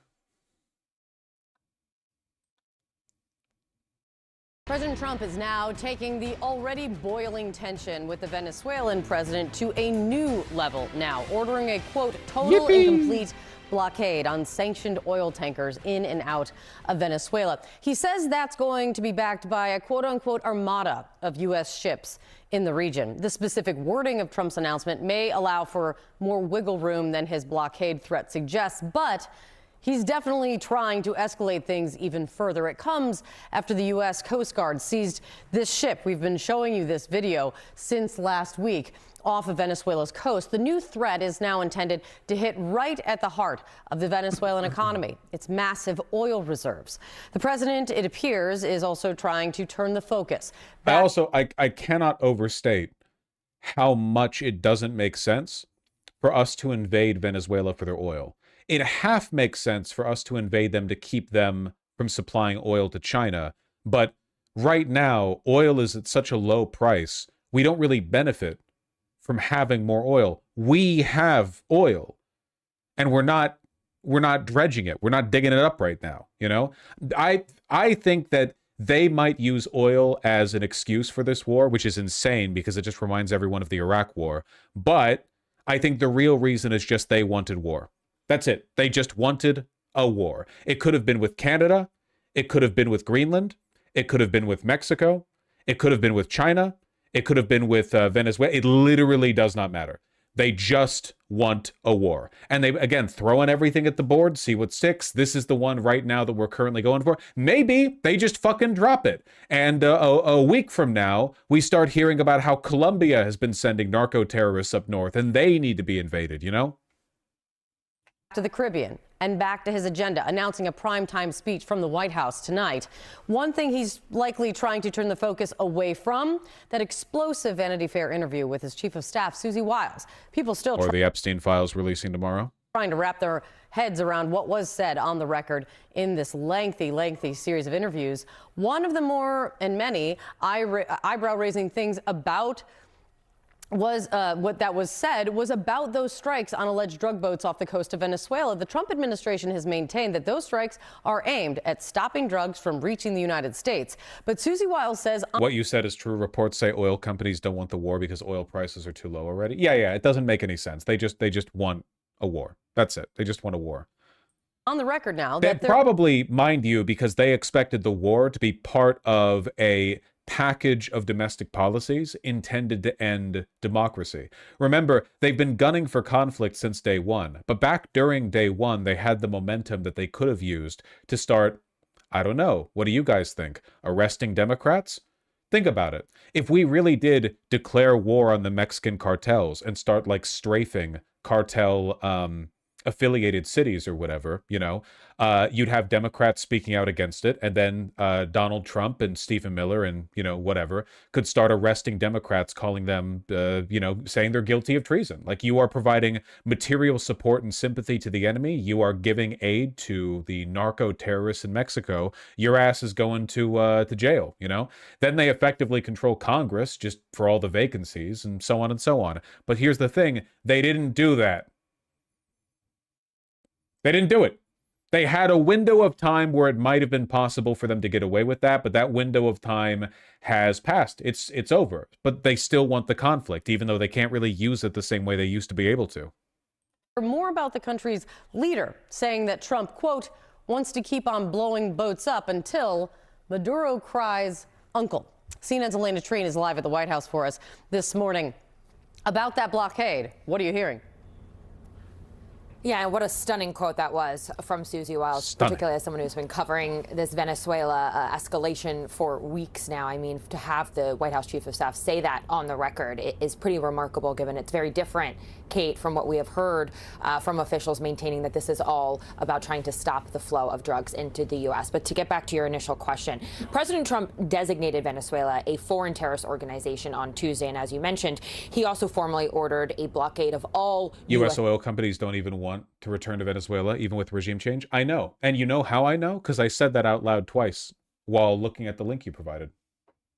Sanctioned oil tankers that are servicing Venezuela. Now, this is a major escalation and backed, as the president argues, by a giant U.S. armada, and it puts unprecedented pressure on Nicolas Maduro and his regime. A key question, of course, is what will the real impact of this be? I think there's no question that it will hit their already very struggling economy especially hard and could threaten to actually bankrupt Venezuela. But I want to read for you some of what the president posted overnight. He said, quote, Venezuela is completely surrounded by the largest armada ever assembled in the history of South America. It will only get bigger, and the shock to them will be like nothing they have ever seen before, until such time as they return to the United States of America all of the oil, land, and other assets that they previously stole from us. Now, I should say, Trump incorrectly argued that they have stolen a lot of oil and resources from them. That's not necessarily true. We have reached out to incorrectly argued. That's sane washing. Clarify those remarks.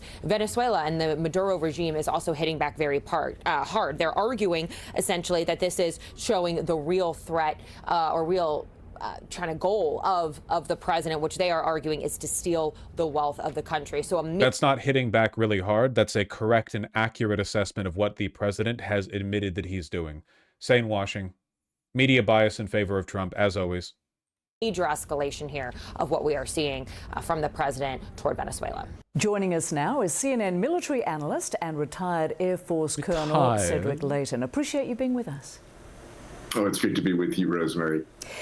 So, Colonel, on Monday night, the Pentagon struck three more alleged drug boats in the Eastern Pacific, and then... I don't want to listen to these two. I don't want to listen to their voices. I'm really sorry.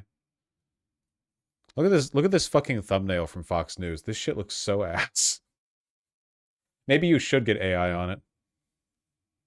Just breaking right now across the wires, President Trump is ordering a total and complete blockade of all sanctioned oil tankers going into and out of Venezuela, saying that the armada around Venezuela will only get bigger, and that the Venezuelan regime has been designated a foreign terrorist organization, crossing on all the wires coming from the Trump administration and the president himself, a blockade of all sanctioned oil tankers into Venezuela. As we look at some of those drug boat takeouts, that's a significant move around the country of Venezuela.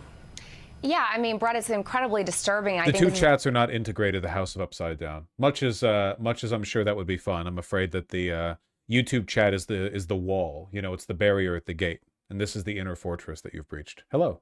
Why you're seeing members of Congress on both sides of the aisle coming forward and saying, you know, we need to understand a little bit more about what the posture is and what the reasoning and rationale is. It's one of the reasons why we have, you know, checks and balances. Remember, of course, right now that Hegseth is refusing to provide more details on these strikes, specifically with regard to like war crimes committed and what evidence he had that they were actually carrying drugs. Not that it makes a fucking difference, honestly, to be real with you.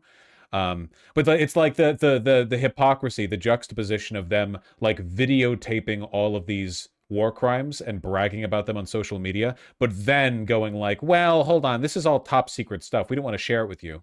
And why the legislative branch is so involved when there is a decision to go to you know, potentially invade or, you know, even potentially go to war with with another country. So lots of questions here. I think that President Trump, I know he's speaking to the country tomorrow night, addressing the nation. I think it's very important that he be transparent with the American people as to why he's doing this. And he didn't mention Venezuela at all. He just talked about Biden the entire fucking time. I think a lot of people are asking questions. Are we going to actually go into war with Venezuela? More questions here than we have answers. Yeah, Ari, the president is saying, and maybe tomorrow night in his primetime address, which you'll see here on Fox, he's going to get into this, some of the specifics. It's not that we don't hear from this president a lot. We hear from him a lot on a lot of moves. But tonight he's saying this blockade, I mean, it's a significant move. Yeah, I'm going to say they don't seem too hyped about it, huh? I mean, we're over here on Fox. I guess, you think they're wondering how far the ride goes? They're like, okay, Mr. President, come on.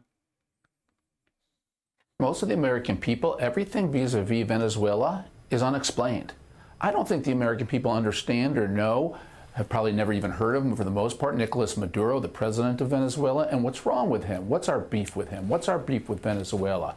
President Trump hasn't explained it thoughtfully to the American people, so it's a lot of tough, knee-jerk action. They're literally like asking him to give them an excuse to support him, you know?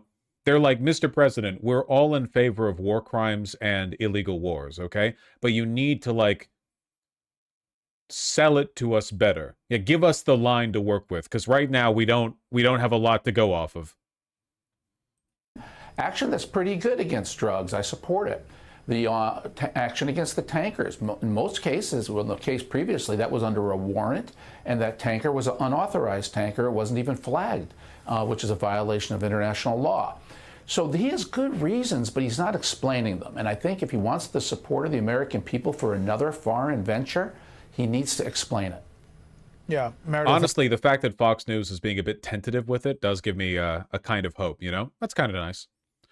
Anyway, to my knowledge, the most recent update on our sort of growing tension with Venezuela is that they are now deploying the Navy to escort their oil tankers, which is like, okay. Like, I think they have every right to do that. They're literally being subject to piracy from a foreign nation, but this significantly increases the likelihood of a American military vessel coming into contact with a Venezuelan military vessel. Overnight, there was another deadly strike on a suspected drug boat, killing 4. This one in the eastern Pacific, closer to Colombia. This brings to 99 the number killed in these boat strikes, with no evidence made public that these boats are carrying drugs. This comes as President Trump is now calling for a blockade of all sanctioned oil tankers, and there are dozens. It was just a little over a week ago we saw that dramatic seizure of an oil tanker off Venezuela's coast with an elite Coast Guard team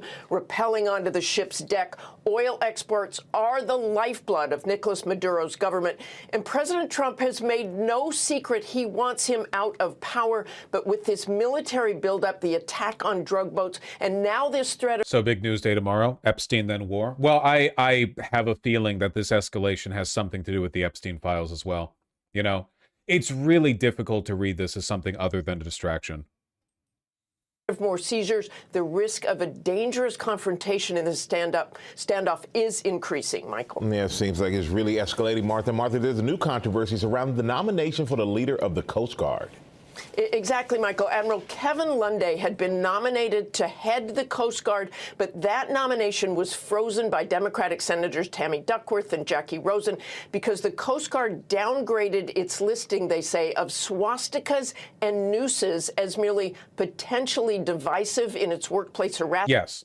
That was leaked by the Washington Post like a month ago, and immediately the administration said it was a lie, but of course it wasn't. It was real, and it happened. Policy. Instead of again labeling them as hate symbols, Senator Duckworth told ABC she had been assured by Lunday that he believes the swastikas and nooses are hate symbols, but the new policy went into effect regardless, she said. But overnight, the Coast Guard put out a strongly worded statement saying it maintains a zero-tolerance policy toward hate symbols, extremist ideology, and any conduct that undermines. The change was forced by the administration, not by the Coast Guard itself. So it does make sense that the Coast Guard would essentially say, regardless of the text of the new guidelines, we hold the same opinions that we do, you know? Into our core values. We prohibit the display or promotion of hate symbols in any form. Any suggestion otherwise, they say, is false. Michael? All right, Martha Raddatz, thank you. American swastika-laden Coast Guard vessel about to deploy missiles against the, Venezuelan cruisers guarding their oil tankers. America, as they say. El día de ayer, lamentablemente, escuchamos unas delirantes declaraciones del presidente de los Estados Unidos de Norteamérica. I don't know if I want to watch a 4-minute video that's not in English, even if it is subtitled, but we can watch a portion of it. Let me get myself out of the way over here. Delirantes. How big is their navy? The Venezuelan Navy stands no chance against the American Navy. It's not even close. There's like an order of magnitude in difference, both in size and in technological prowess. In all likelihood, in an actual conflict between the U.S. Navy and the Venezuelan Navy wouldn't even have the opportunity to land a shot. We would be firing missiles from so far away. I don't think they'd be able to do anything. Cuando señaló e indicó que se establecía un supuesto bloqueo naval en las aguas del Caribe con un despliegue, como él mismo lo ha dicho, sin precedentes de su armada, de la Armada de los Estados Unidos, en espacios del Caribe. Un espacio que está dado para la cooperación, para el libre comercio, para la libre navegación. No es un espacio cerrado a los intereses de los Estados Unidos. No lo es. Y ha anunciado una cosa completamente incoherente. Completamente incoherente. Ha dicho el señor Trump que nosotros somos los ladrones, que nosotros nos hemos robado el petróleo que subyace aquí en nuestra tierra, pero que ellos dicen que les pertenece. Eso es una cosa completamente inconsistente. Do you think there is potential for Venezuela to receive funding or arms from, like, Russia or China? No. There's no way for Russia or China. For one, Russia's not going to do anything, nor would China. But even if China wanted to, they couldn't, because we control the oceans. No, it's just Venezuela on their own, and they have no chance. The saving grace here is the fact that Venezuela is a largely, like, disorganized jungle nation, which means that any kind of, like, meaningful long-term occupation would be really difficult. Remember, if the goal is just to invade and do regime change, you still need to keep people around after the fact to secure, like, stability, to make sure that that bitch doesn't get murked like day 2 of her reign or whatever, you know? There are logistical problems here. It's not really like a military might thing. Incoherente. La verdad ha sido develada. A confesión de partes, dirían los juristas, relevo de pruebas. Se trata ya por la vía de la fuerza, ya no de las sanciones, de las medidas coercitivas unilaterales, del aislamiento político, diplomático, comunicacional, el terrorismo psicológico. Ya no es por esa vía, sino se ha acudido a la fuerza, a la violencia. Y quienes acuden a la fuerza y a la violencia están perdidos. Están perdidos. Es la herramienta de aquellos que no tienen la razón, la fuerza. Y los Estados Unidos está demostrando una radical, una diáfana desesperación. It's crazy how much more coherent he is than literally any person in American government right now. En el manejo de su política exterior, particularmente con Venezuela. La Fuerza Armada Nacional Bolivariana rechaza rotundamente las delirantes declaraciones emitidas ayer martes 16 de diciembre de los corrientes, en las cuales de manera insolente amenaza a nuestra nación con acciones armadas y ordena un supuesto bloqueo naval total para confiscar buques que transporten petróleo venezolano. Hecho este que comporta un vulgar acto de piratería. Las acusaciones formuladas resultan fantasiosas e incoherentes, pues insólitamente señalan... Why is it crazy? Do you think only Western leaders can be saying, okay, woke lord, trying to out-woke me? No, it's because he's the fucking defense minister of an authoritarian, like, basically junta, and a narco state, okay? Usually you would expect, I mean, I guess in my mind, I guess I'd imagine a little bit more coherence from the American government, but obviously those times are well past, you know.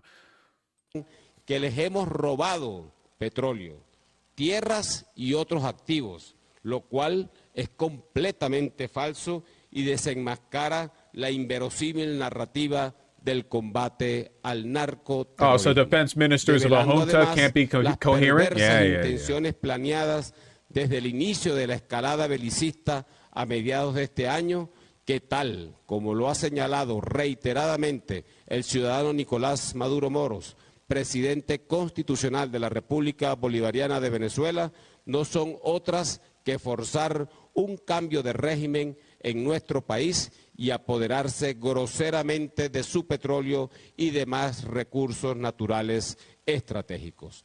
Todo es por petróleo. Well, I guess we will see. I guess we will see.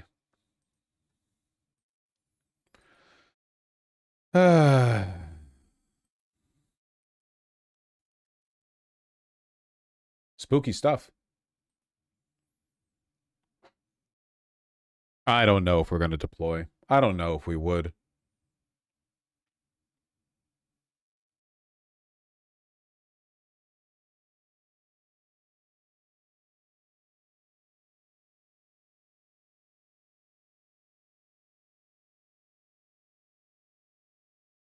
The Venezuelan Navy only has one frigate, lol. Listen, we don't need to power scale, okay? That's not what we're here for.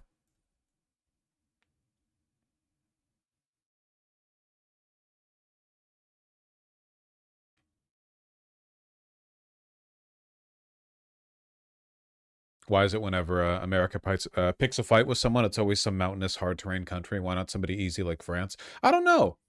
You should go to West Point. You should sign up with the DoD, okay? Maybe you'll be able to change policy.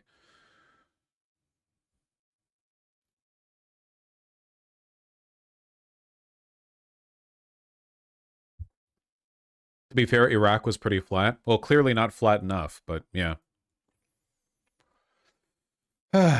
You guys see this? The only reason this isn't going to become law, I hope, is because of the Senate filibuster.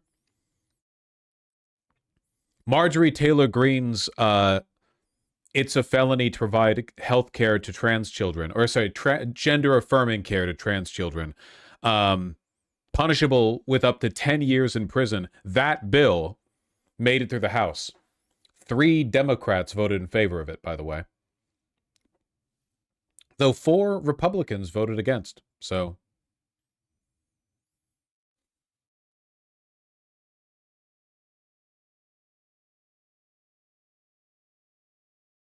Yeah, it cancels out.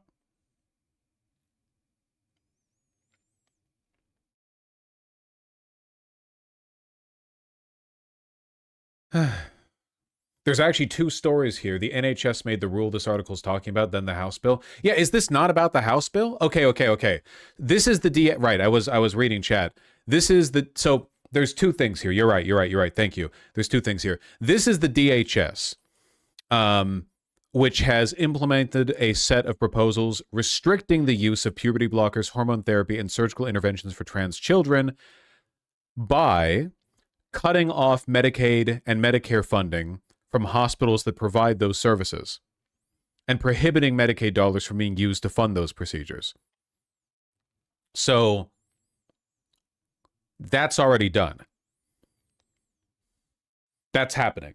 This is regulation from the Department of Health and Human Services. That's out there. That's not going through Congress, you know? Of course, this could be legally challenged because the appropriation of funding of Medicaid and Medicare you know, the money that runs through those, you know, is subject to congressional approval. So this could be challenged, but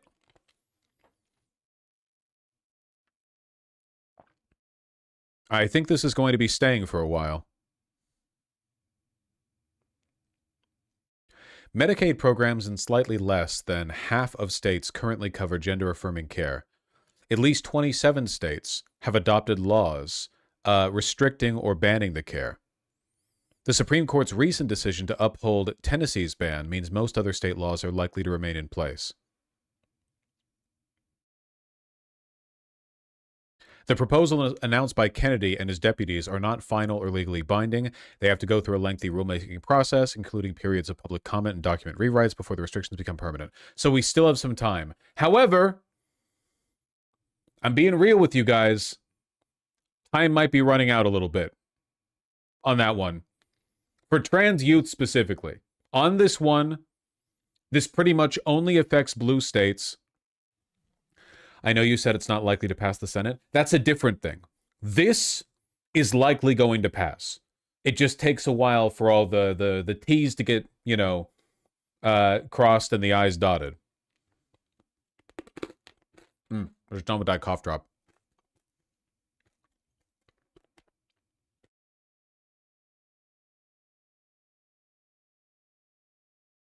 The T's sure are getting crossed. That's fucking true. That's facts.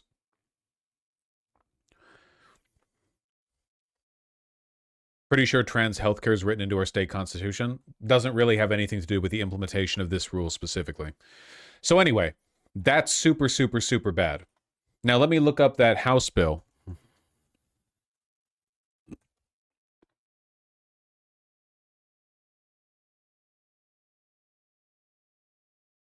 Tonight, the U.S. House approved a bill that would criminalize gender-affirming care for minors. That bill would make it a Class C felony, punishable by up to 10 years in prison for doctors who provide treatments like puberty blockers or surgeries. Now, it's not clear if the Senate will take up the same measure, where it is unlikely to get enough Democratic support to pass. So it's a two-pronged attack, okay? On one hand, the Department of Health and Human Services is pushing to strip funding from hospitals that provide gender-affirming care to minors, and also to prevent Medicaid funds from being used to that end. Whereas on this end, in Congress, this would make it a felony to provide gender-affirming care to minors. So it's two different. One's a regulation that only affects the federal government and its spending. The other one, this one, would just flat out make it like an actual crime to do this. So yeah, it's pretty bad. This is from Marjorie Taylor Greene, who I heard was woke these days. I don't know what happened there. I was assured on Morning Joe that she was woke now. The Protect Children's Innocence Act, sponsored by MTG of Georgia, would make it a Class C felony to treat minors with gender-affirming care like surgeries and puberty blockers. If enacted, the bill could imprison doctors who provide such care for up to 10 years. 3 Democrats supported the measure, while 4 Republicans were opposed. Can somebody find those 3 Democrats? I'm just curious. 3 House Democrats.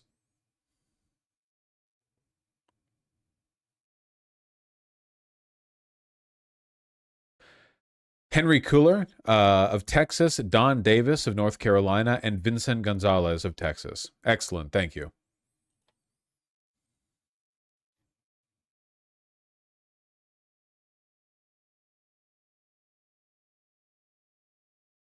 You don't need to ban Goth Gamer Girl for that. 3 pedophiles? Oh, almost certainly. The ACLU described it as the most extreme anti-trans legislation ever considered by Congress.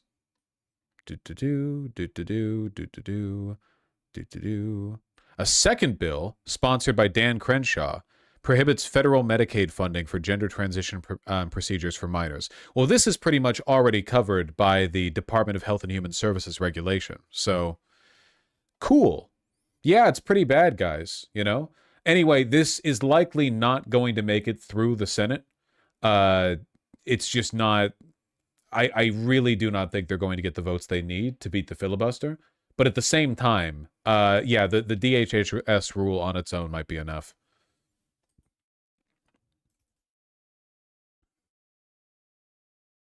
Pretty bad. I haven't even seen much mainstream media coverage of this, even though these two measures together are by far the most aggressive anti-trans legislation yet given like serious consideration. This is about as bad as it gets, honestly.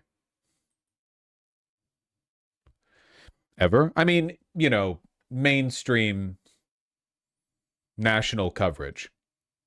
We can take a look at Dr. Oz and RFK Jr. talking about it from the platform of the Department of Health and Human Services.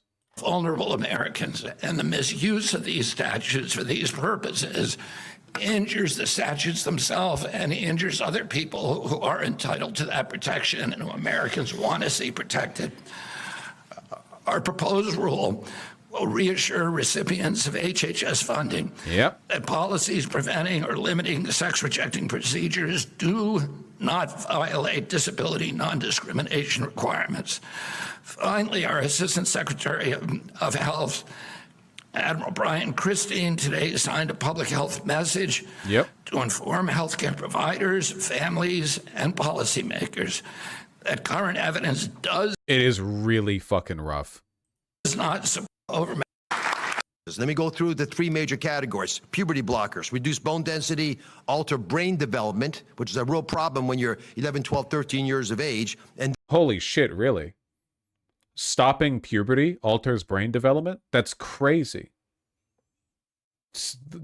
They don't write that on the back of the cereal box. Disrupt sexual function for the rest of your life. Disrupting sexual for the rest of your life? That's not true. Dr. Oz hates the disrupted sexual function of the 10-year-olds these medications are provided to. Oftentimes. Hates that shit. Cross-sex hormones cause irreversible changes, including infertility, loss of sexual function, even cardiovascular issues, as well as long-term endocrine problems. And of course, the surgical interventions where you remove healthy organs, despicable and reprehensible as it is, permanently alter appearances and destroy children's lives. So let's talk a moment right now about the big question. This dangerous fast-track approach in invasive treatment, what it really does is slap a Band-Aid on a much deeper pathology, a much deeper problem, the underlying issue of gender dysphoria. It denies patients the opportunity to be seen for who they really are. The doctor can't look them in the eyes and treat them like a child that's confused and lost and needs help. They become an opportunity. They become eventually a victim. Reasonable evidence-based objections that a child's confusion might resolve over time have been ignored, even though it makes common sense, and it turns out from numerous studies now in Europe to be true. Again, we outlined these in the op-ed. And this is not... I can't believe that over the course of my streaming career, it went from like internet arguments to DHHS arguments, you know? It ramped up in severity and in prominence so quickly. No one's even talking about trans people anymore. Now it's all affordability, Venezuela, illegal migrants, whatever else. I guess the DHHS is just covering what they can. In fairness, it's not like they have much going on. They spent 2 entire weeks talking about building jungle gyms in airports to keep people healthy. So they're probably just looking for anything to occupy their time. How clinicians respond to the care of other pediatric issues, but it's how we respond to pediatric adolescent mental distress. And the medically honest approach is to at least start slowly, the least invasive possible, psychotherapy, counseling, including family counseling, evaluation of other conditions like ADHD and autism, and of course, treatment of the anxiety and depression that so often is included with this diagnosis. This is so British coded. Do you have a license to transition? Sorry, first we need to talk to you for a year, and then every single person you know, your family and friends, every teacher you've ever had. Okay, then what we need to do, all right, is we need to make sure you're perfectly mentally healthy except for the dysphoria. You can have no other conditions. Dysphoria has to be on its own. It's damned if you do, damned if you don't, because if you have any other conditions like anxiety or depression, you know, from the dysphoria, they're like, well, that's the problem, not the dysphoria. But then if you have no anxiety and you have no depression, they're like, then what's the fucking problem? You're perfectly functional. Clearly, there's no issue with your dysphoria, you know? If there was an issue, then why aren't you unhappy? There's lots of reasons we're having this problem. Social media is obviously a concern. There's been an explosion of discussions within children's groups about these topics. The surge has also been accompanied by healthcare professionals advocating that there's not going to be any opportunity to push a child to think twice about the decision they might have wandered into mistakenly in a whimsical moment. And 57% increase in suicide rates over the last great data we have, which is from the teens, is also a concern, with teenage children bearing the brunt of this. American taxpayers should not have to foot the bill for ideologically driven experiments on our nation's youth, and hospitals that we deem must meet the minimum quality standards of care and safety. The lesson you have to take from this is that in order to truly advocate for liberation, you need a maximalist approach on it, you know? This is why all of the assimilationists fail in the end. It's never enough to meet with people like this or to exist in an environment like this and be like, I agree some people go too far, but, you know, it's not been shown scientifically that it's bad to do my thing, you know, like Blair White, whatever the fuck. You need to just overwhelm it. Like this cultural tendency just has to be annihilated. You know, it has to be crushed and stomped into the ground. It's not like he believes any of the shit he's saying. Obviously, he's just repeating talking points. It's not like he's got sincere positions that you would have to debate and convince him otherwise on. But there are people out there who are like that. And, you know, I'm going to be real with you guys. It's very frustrating, especially for you justice-obsessed autists out there. But they are not going to be convinced. The only way you can convince these people is with power. You're not going to walk up to them and go like, here's 50 trillion arguments proving I'm right. They won't be moved by it. They never will. It's just never worked that way. You don't convince people to not be racist by walking up to them and debunking racism. 9 times out of 10, it just doesn't work that way. You convince them out of racism by making the environment they're in so anti-racist that they have to adapt to survive. And that's what we have to do, okay? We have to make people like Dr. Oz feel like they are on Tumblr in 2015, day in and day out, okay? We need to make every conservative feel like they're the new norm, you know? You've got like the non-binary dog and the daughter who's at woke school or whatever. Like you will become woke, not because we've convinced you, because you're incapable of being convinced. You don't respond to rational arguments, you know? You just need to be surrounded and suffocated. Old friend of mine fell into transphobia, gave him every counter-argument, and he was left with nothing. He resorted to laughing and mocking me. You cannot reason with these retards. It's really sad, yeah. But, like, remember that they are latching on to bigotry as a compensate for some emotional deficiency, right? Happy people don't act like this. Should not be conducting these experiments when we know so little about what is happening with our youth. Now the important part. For these reasons, and I can go on and on, this document, the white paper that the Secretary commissioned is over 300 pages long. We're taking major steps at CMS to stop a funding process that has led to irreversible medical interventions with 2 major actions. The first, we're announcing a notice of proposed rulemaking that ends taxpayer funding of sex-rejecting procedures for children in Medicaid and CHIP, full stop.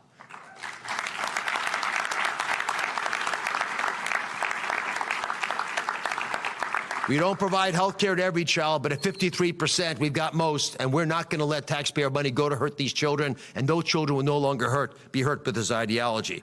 We know that inflicting these procedures on young people costs them and the Medicaid system countless dollars, not just in medical bills, but also all kinds of downstream issues, while providers reap the rewards. Too many providers inappropriately profit from carrying out these destructive procedures, and I'm just going to go through this grotesque laundry list of prices just so you're on the same page with what Secretary Kennedy started. This is what it takes to make a Republican upset about the cost of healthcare. It's gender affirming care, and for Trump specifically, it's if they're trying to renew the ACA subsidies, and that's it. Apart from that, they're totally fine with it. They never have a solution, mind you. They just selectively point out the problem. According to a 2022 JAMA data, so it's very recent, the typical vaginoplasty, a procedure a child does not need, costs $60,000. That's pretty complicated, right? Shockingly, a phalloplasty, the creation of a penis, costs on average in America, according to this data, high quality, $150,000 per child. I do believe, with doing some work, that these prices have continued to increase with increasing manufactured demand.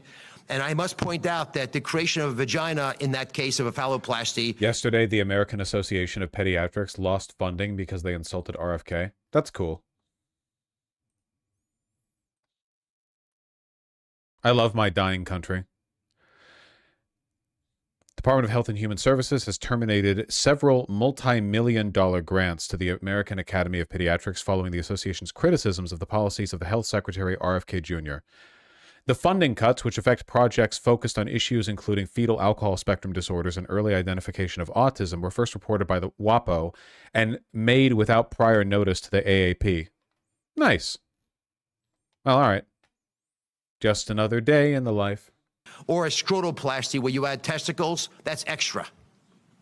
This is a pathology that has afflicted the medical profession. It is shameful. Low IQ fash slop, by the way. And such a degradation of the, HHS for them to like, hey, everyone, get around. We're going to say testicles. Yeah, they make balls. They have no real arguments. They're just relying on appeals to emotion. Hey, did you know that complex voluntary medical procedures are sometimes expensive? Did you know that, it's penis and balls? Pussy, pussy, pussy, pussy. It's meant to shock and outrage. There's no real argument here. I mean, what's it's expensive, yeah? And fucking everything is. That clinicians have profiteered off this. I do not understand how it could possibly have been tolerated by the leadership of these institutions, but it will no longer be funded. And I can tell you, if they're so diehard desirous of helping children and they don't get paid, the question is, will they do these procedures? And I think we know the answer. The second big thing, that's $250 million over the next decade of savings to the taxpayer, but that's crazy. That's not very much at all. Even a little bit. $250 million for the entirety of gender affirming surgery over a decade. That's a infinitesimally small fraction of healthcare costs, relevant to this issue compared to the harm to the next generation, to our future, because kids are always our future. Second, to reinforce the need to protect our children, we are announcing that certified Medicare and Medicaid hospitals, pretty much everyone in the hospital in the country, will no longer be permitted to perform certain sex-rejecting procedures on children. Any hospital that does offer sex-rejecting procedures to vulnerable populations of pediatric... This is extremely weird euphemism to use, by the way, sex-rejecting, because it makes the pedophilia joke so easy, We don't want children to be sex-rejecting? Okay. I know they're always stumbling around for the most, it's like using Jew hating instead of anti-Semite. They're always trying to go for the most evocative synonym of what it is they're trying to describe, They care less about specificity or accuracy and much more about the punch you're supposed to feel, but this one just doesn't land at all. It sounds really stupid. Of pediatric age kids will no longer be able to participate in the Medicare and Medicaid program.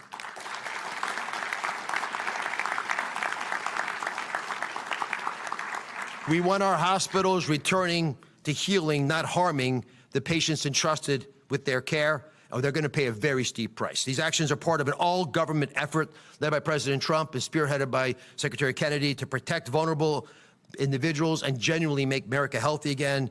This is not just smart, science-based health policy. It is our moral duty, as Senator Humphrey mentioned 50 years ago.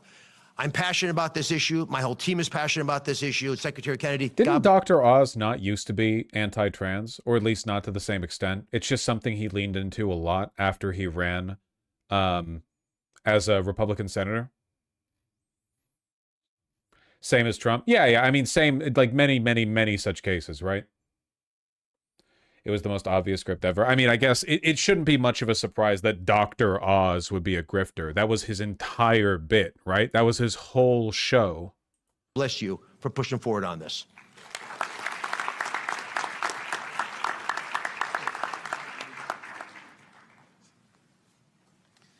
Thank you, Dr. Oz. Oh shit! Do we have D-trans puppets that we've paid to be here? One of the most transgender ideology to America's children. Cutest and Health Service. Welcome to you all, but especially welcome to you, Chloe. Today, we are taking decisive action to protect America's children from chemical and surgical mutilation and to restore evidence-based medicine and gold standard science to the forefront of federal health policy. What we found in our gender dysphoria review was truly alarming.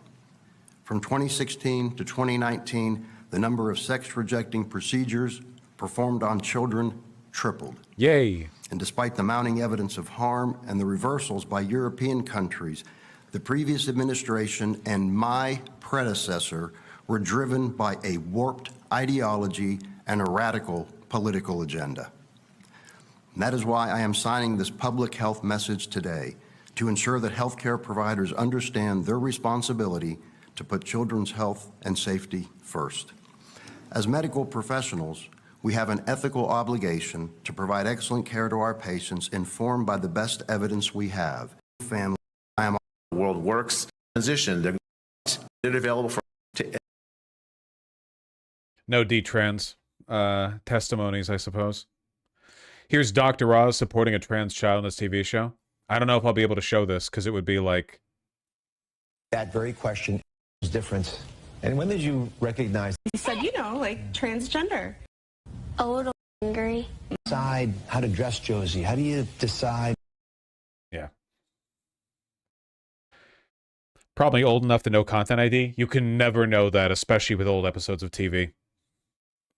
You can never know that. It's all grifts? Yeah, of course. None of them actually care or believe. I gotta say, in a weird way, it's kind of heartening to know that none of the talking points have advanced. Like, every single anti-trans talking point is exactly the same as it was 5 years ago. No adjustment. The evil in you to have a show where you bring on trans children for the views, then betray them later. Yeah, it's kind of, I don't know, man. There have always been lots and lots and lots of grifters. I feel like if we want civilization to survive in the age of social media, in the age of like the internet, of mass content, we need to find a way to make us broadly more intolerant of grifting. Like we need to revitalize the importance of sincerity. People need to care about it more. Right now, the Republican Party doesn't give a fuck about it. They love being lied to. They actively enjoy it. I think they like the fact that they're in a position where it's advantageous for people to lie to them. They like being lied to because it must mean that there's some kind of cultural power to their side. There's a value in grifting in that direction. Not so much in the left, but, you know, liberals are still pretty susceptible to it, I suppose.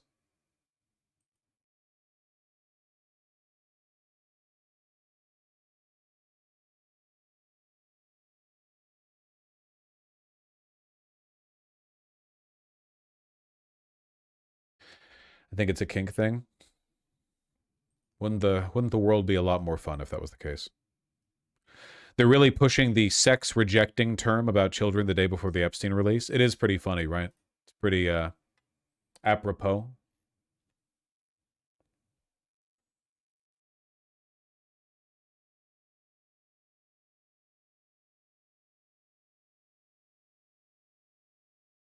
I don't know if this was mentioned already, but it looks like House Republicans moved their Christmas recess up a day, so Congress will not be in session when the Epstein files drop tomorrow. No, I saw. We talked about it yesterday, and it's pretty funny. Pretty goddamn funny. The government added a comment section to the Epstein photo dump. Oversight Democrats released a new trove of Epstein pictures on Dropbox, and they left the comments on. That's so funny. Thank you, Oversight Democrats. Hi.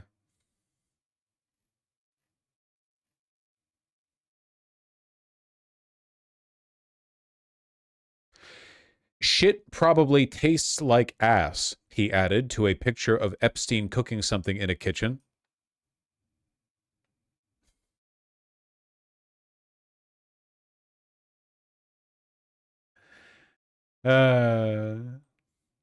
Oh, speaking of stuff that we're doing on the eve of the Epstein file release. Trump orders reclassification of marijuana, downgrading its drug schedule. This is the big, like, break glass in case of emergency red button. It's pretty amazing. Hello, everybody. Patriots, we are in danger.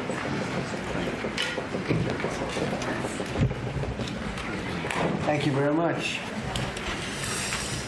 No, please.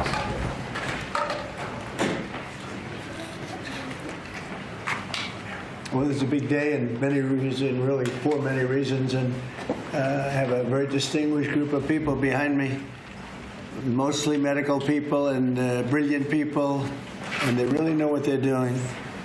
And I just want to thank them. They truly gave their lives in terms of the time and all of the incredible work they've done over the years in arriving at the position they have now. Most respected people in the country.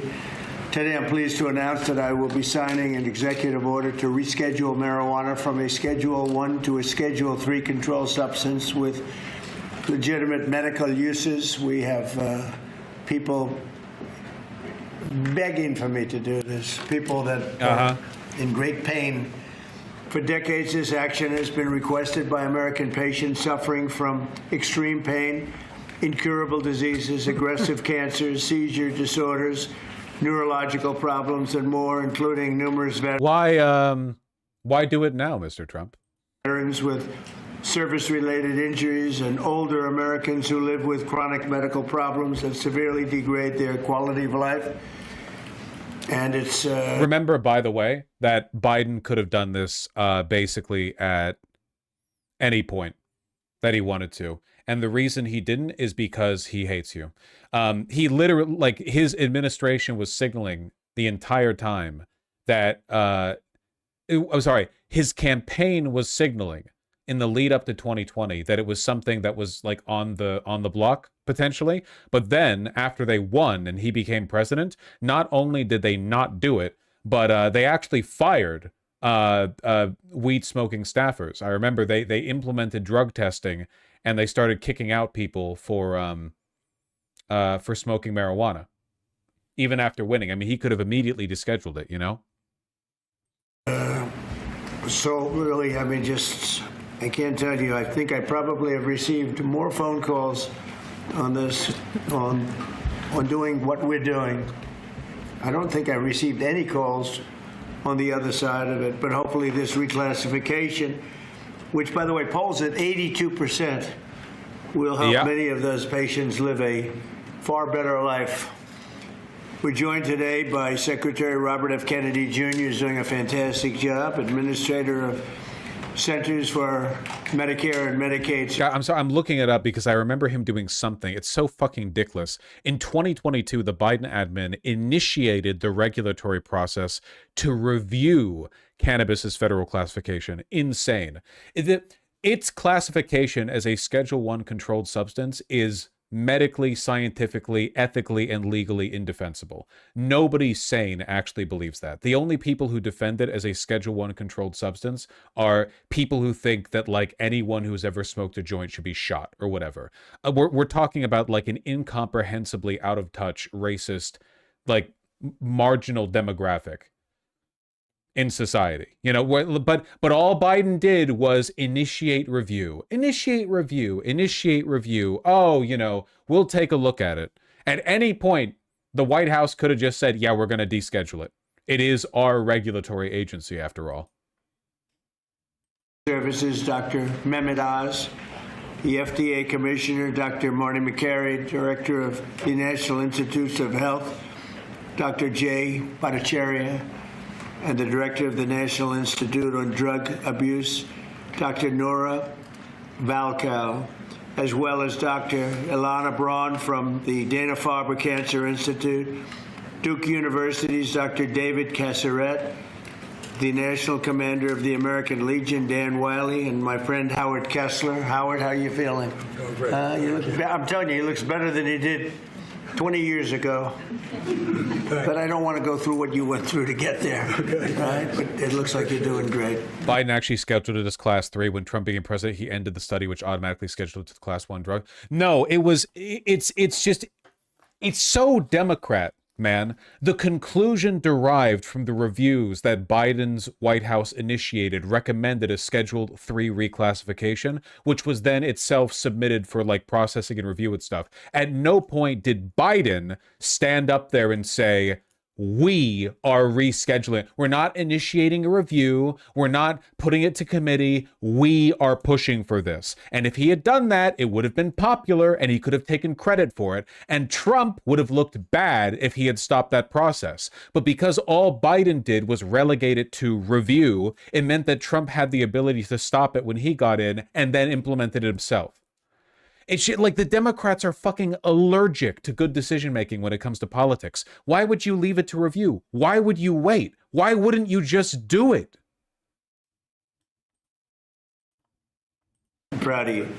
I want to emphasize that the order I am about to sign is Remember when Biden pushed for the ability to for Medicaid to negotiate drug prices, thus substantially lowering them, but then for no fucking reason scheduled the implementation to be after the next election, thereby allowing Trump to take office and either at his leisure cancel them or take credit for them? The legalization, or it doesn't legalize marijuana in any way, shape, or form, and in no way sanctions its use as a recreational drug. It has nothing to do with that. Just as the prescription painkillers may have legitimate uses, but can also do irreversible damage and never, if you look at some of the damage that can be caused, wreck lives, and if it's abused, it's never safe to use powerful controlled substances in recreational manners, and especially in this case, if you take a look, illegal and unregulated drugs, very, very bad thing.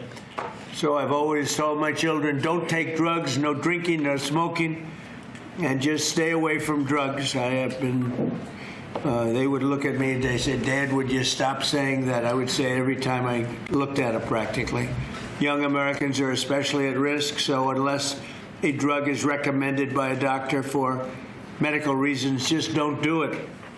At the same time, the facts compel the federal government to recognize that marijuana can be legitimate in terms of medical applications when carefully administered in some cases. This may include the use as a substitute for addictive and potentially lethal opioid painkillers, and they cause tremendous problems. This can do it in a much lesser way, can make people feel much better that are living through tremendous pain and problems. Trump's getting a lot of flack from right-wingers for this. He'll survive it. Basically, the war on marijuana, it ended so long ago. Nobody gives a fuck anymore. I get only the most like delusional backwards boomer types. Marijuana use is so fucking common now. So I don't know. This will be to his benefit. Now, will it distract people from Epstein? 40 states and multiple U.S. territories have already recognized the use of medical marijuana. This reclassification order will make it far easier to conduct marijuana-related medical research, allowing us to study benefits, potential dangers, and future treatments. It's going to have a tremendously positive impact, I believe. We're also asking Congress to reconsider its classification of hemp-derived CBD to ensure seniors can access CBD products they have found beneficial for pain and other reasons. Some people are literally dying, and they're dying with tremendous pain, and this can, in many cases, literally stop it. And they have their senses about them, as opposed to painkillers, which don't allow that, don't allow them to die with dignity, frankly. I promise to be the president of common sense, and that is exactly what we're doing. This is really something having to do with common sense. Is it just me, or is he slurring really bad? I mean, he sounds pretty bad, but he always does these days, you know? It's something having to do with the fact that so many people that I respect ask me to do. People that are having problems, big problems. They are having big problems with illness, with cancer in particular. I now want to ask Dr. Oz to say a few words, followed by Dr. Braun. Dr. Oz, we just saw that guy. Dan Wiley and Dr. Valkow. And we'll sign the order as soon as they're complete. And we'll take some questions. Please, go ahead. Mr. President, thank you for always bravely pushing for common sense change, as you call it. So President Trump, Secretary Kennedy have been pushing for change. They're passionate in their desire to help the American people, and they have relentlessly pursued this agenda throughout this administration. This also includes a deep passion for research, gold standard research, as Secretary Kennedy also says. But there's another side to the president that often isn't reflected in media reports, and that's the deep passion he has for the people in his life. And he has called me frequently about the people who are calling him, as he alluded to, who are saying that they've got problems and they got relief from some of the solutions we're talking about today. Howard Kessler, who's standing behind me here, who's a mutual friend of ours, was an early caller of the president. Many others have ever reached out as well. And Howard's been a passionate advocate for avoiding narcotics, especially in seniors, and particularly seniors suffering from cancer. And that's a population that is a very important one, and it's a sympathetic population that's desirous of trying new ways besides some of the conventional approaches that have been tested by pharmaceutical companies but have untoward side effects. At the beginning of the year, one of the first things the president told me, he doesn't actually tell you, he demanded from me, that my agency, CMS... Nobody demands from him. No. Nobody. You have to know him. That's right. Okay. So the hard... The stress that can come with a diagnosis, symptoms that can interfere with treatment and make recovery much more difficult. Trans people don't get health care, but we get weed. This is the cost of progress. The fucked up I want a horseshoe theory this too, because like I'm fully in favor of marijuana being descheduled, but like, you know what's not a Schedule 3 controlled substance? Alcohol. You can buy that shit at the store pretty easily.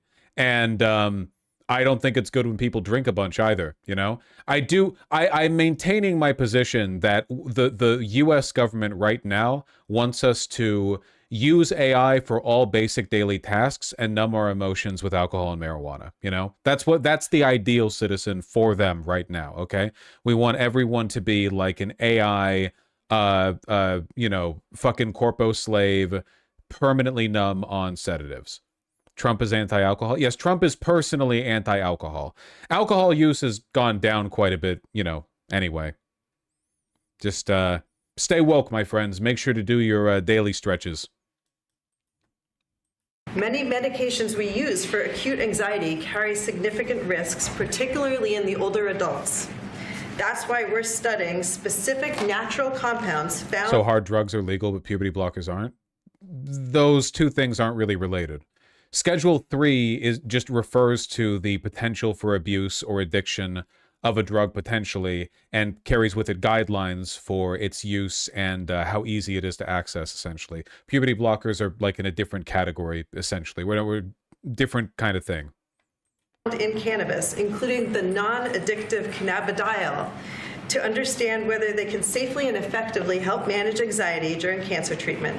Rescheduling allows us to ask these questions rigorously about dosing, about safety, and who may benefit most. This research reflects the best of federal investment, helping people not only live longer, but live better. Thank you, Mr. President, for supporting careful, science-based... Do you think people might be too numb from social media and AI to need to get numb from alcohol? No, I think it's because alcohol is much, much, much better enjoyed as a social drink.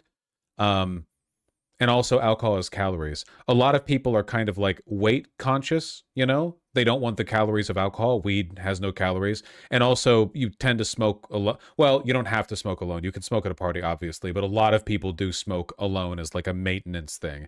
It's implemented differently to alcohol, Yeah, the fact that alcohol tends to encourage social behavior is like the one good part of it, Tends to, not always. Research that puts patients first. Thank you. Thank you, Doctor.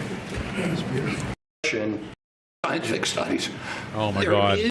It's a great solution to much better health care at a much lower cost. Yeah, please. But do you want Congress to extend these ACA subsidies? Well, I'd like not to be able to do it. I'd like to get right into this and I'd ask Oz this question in particular, but I'd like to see us get right into this. I don't know why we have to extend.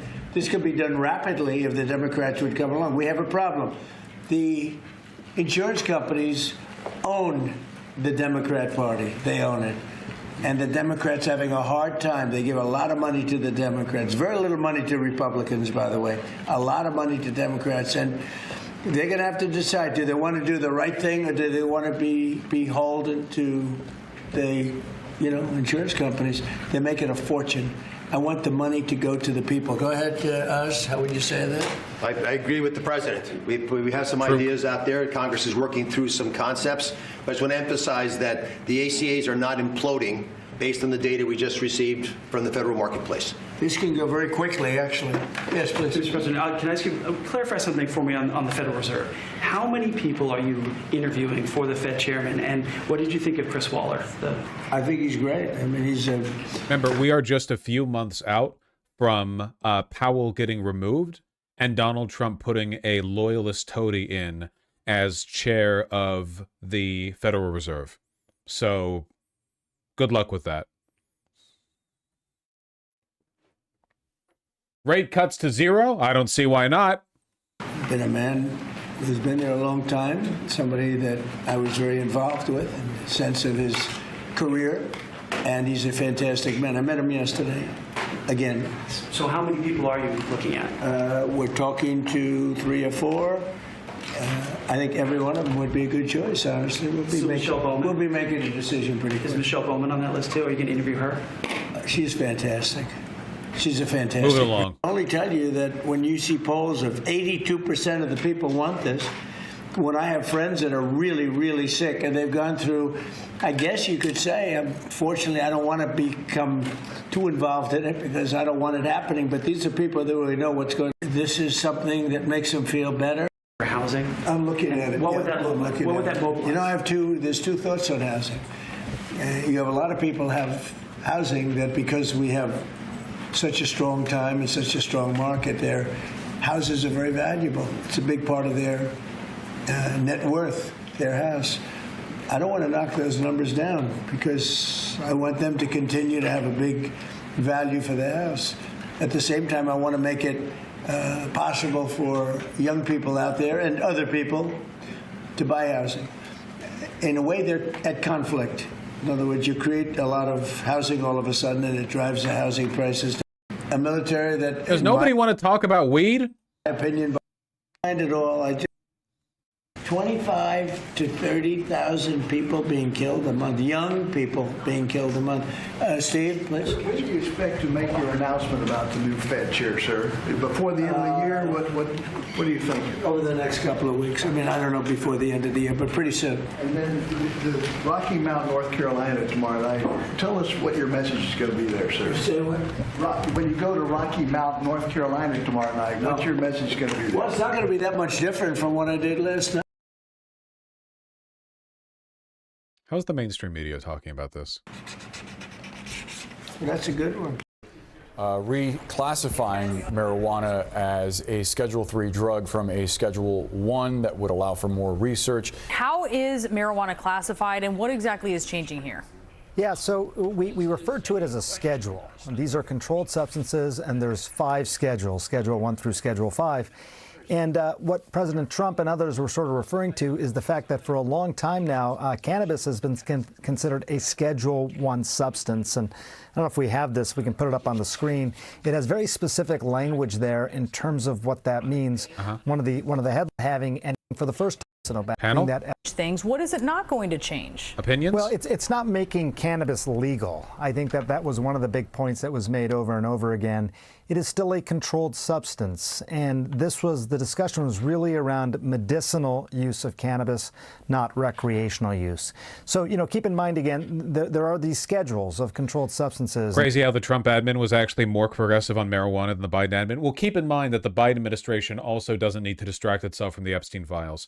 Of everything negative we can say about the Biden administration, one thing we can say, to its credit, fairly, I think, is that I really don't think Biden knew Epstein. I just don't think he did. It's just the one guy.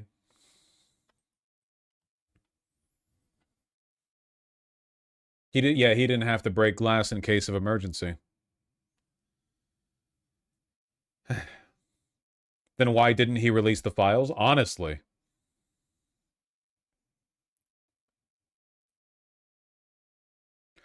Biden's too dinosaur age for the Epstein files, I suppose. No, it's that Biden never had money. Biden couldn't have been associated with Epstein because he really was just like a middle-class guy in politics. He didn't have any financial ties, really. He didn't have any cultural ties either. He was a pretty, average Joe.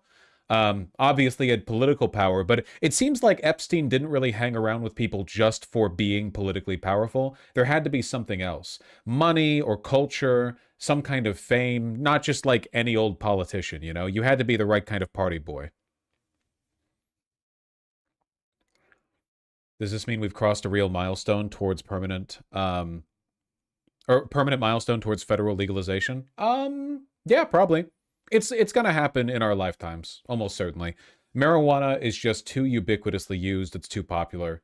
The fact that it hasn't already been legalized is just a hanger-on. It's just inertia.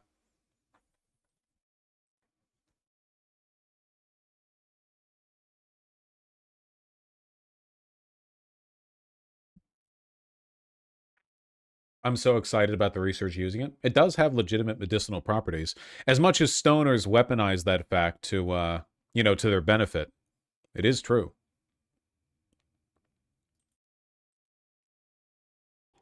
Freedom used to be popular too. Oh. Wait, what? Volumes. Far beyond what is remotely possible for businesses of their size. What are we doing? That and things like freeing National Defense Authorization Act. Is that right now?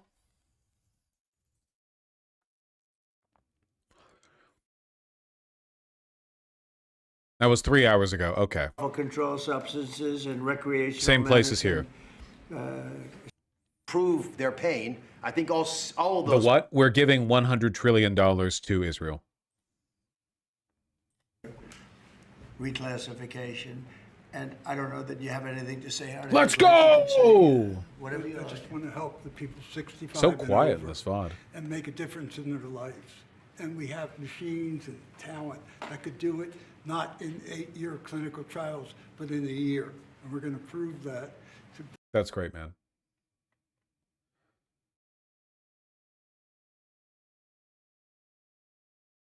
NDAA.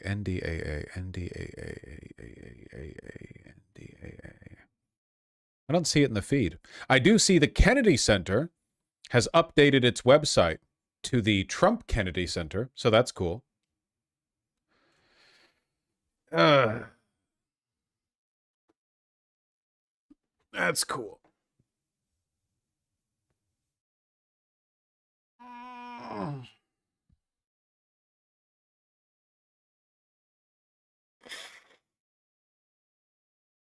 Such a baby. According to Trump, it was a surprise to him. So, who knows? So how are you guys doing? I'm so hyped about the goddamn Epstein files. I know they're going to be censored to fuck. I am aware that they are going to be censored to fuck. I'm just looking forward to the discourse. Could be worse? Yeah, it could always be worse.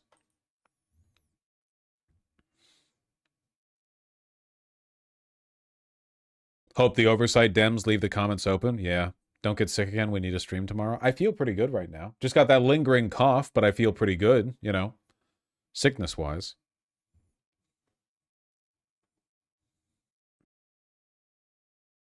Here's some good Epstein discourse. A month ago, NYT columnist David Brooks wrote a column decrying the media and political fixation on the Epstein story. This afternoon, House Dems released a new tranche of photos of an event that Brooks attended with Epstein. The Epstein story? Count me out. Ooh, so sorry, Mr. Brooks. You have actually been counted in. You have been counted into the Epstein story. I'm so sorry, but it's not up to you. That's really funny. My impression is that basically everyone who does editorial work at the New York Times is a Zionist pedophile. Like, my bias towards that opinion has not been, I guess, shaken by time. It seems like more and more and more it turns out to be the case. So, yeah. I really hate all these overgrown party frat boys. Well, we all know what island he was partying on. Some seem kind of fine, kind of. The New York Times, the failing New York Times, is one of the worst rags out there. It has as much incendiary rhetoric and media bias often as Fox News, but it has all the pomp and pretense and alleged, journalistic credibility of, I don't know, NPR or Reuters or whatever. I really do hate them. AP, yeah.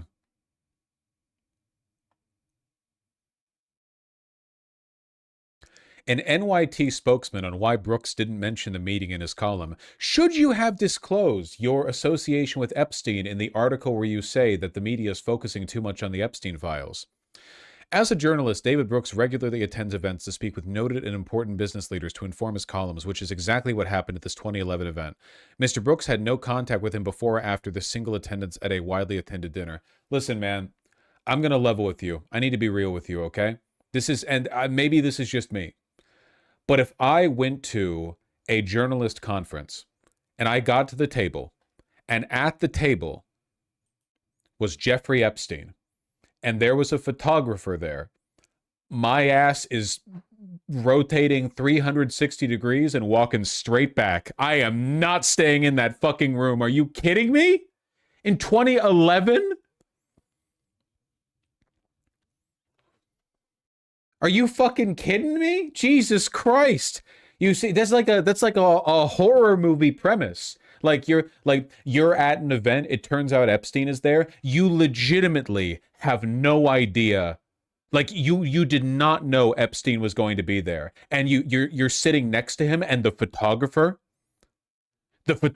starts coming closer and you're like, fuck. But you're like really anxious, so you don't want to make a scene by getting up and running away. You know? Photographer, like they take a picture of the couple right next to you and then you move a little bit closer and you're like, you're trying to like hide your face with a binder or something. Diabolical. The guy at the NYT who was in charge of stories on Epstein was in the released files and emails too. Oh yeah, that's a classic like Peter Parker situation. How do you get such good photos of Spider-Man? Oh, whatever. How do your insight on Epstein and the stories around him is so illuminating. How do you get it? Epstein smiles, the gesture registering through the Mission Impossible mask that he is wearing over his face. I don't know. Guess I've just got an analytical mind.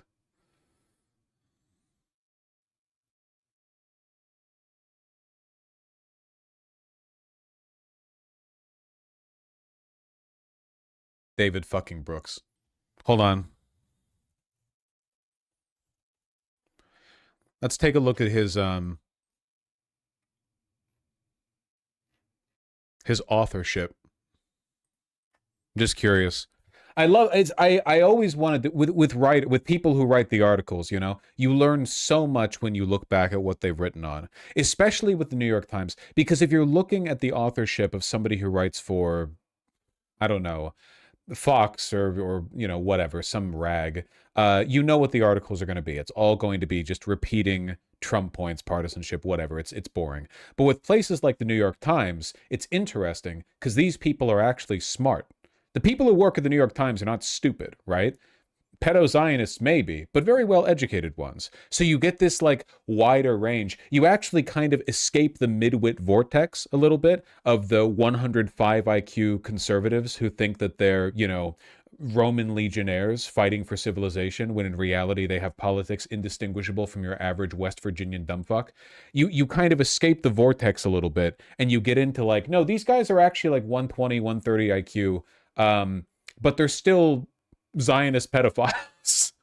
They're weighed down not by stupidity but by bias and evil. And I want everyone to know I'm using IQ euphemistically here. I don't actually think it describes much about your writing abilities. It's just punchy. How to replace Christian nationalism. Hey lefties, Trump has stolen your game. We need to think straight about God and politics. Why I'm Not a Liberal. The Wrong Definition of Love. I bet you some of these are actually a decent read. It's not an education if AI does your thinking for you. Devastating. The Zionist pedophile has expressed a good point. I detest Netanyahu, but on some things he's actually right. On the broader issue of the Iranian threat, Netanyahu and Trump have been forces for good. Yeah, there you go.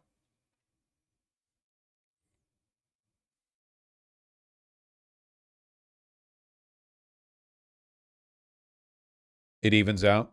Listen, if for every one Zionist pedophile take, you have 10 anti-AI takes, I say it's a wash.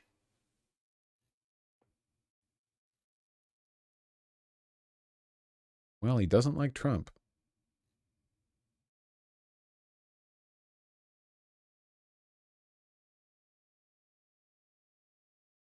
CNN out with a story on how insane the behind-the-scenes redactions of the files are. I assume you mean the files that are being released tomorrow, not like the big image drops from the Epstein estate and from the DOJ that the oversight Dems have been leaking. Frustration mounts at Justice Department as it races to redact some Epstein files, sources say. Dude, you had a year to prepare for this. What the fuck? Why did you not know this was happening? You had an entire year.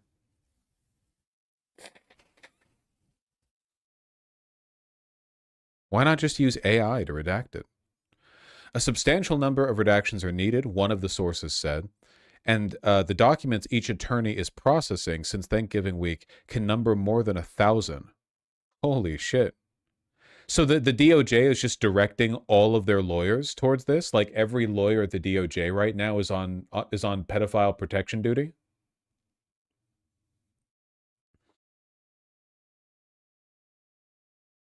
Lawyers working on the Epstein files of the DOJ's National Security Division also believe they aren't getting clear or comprehensive direction on how to make the most information available under the law.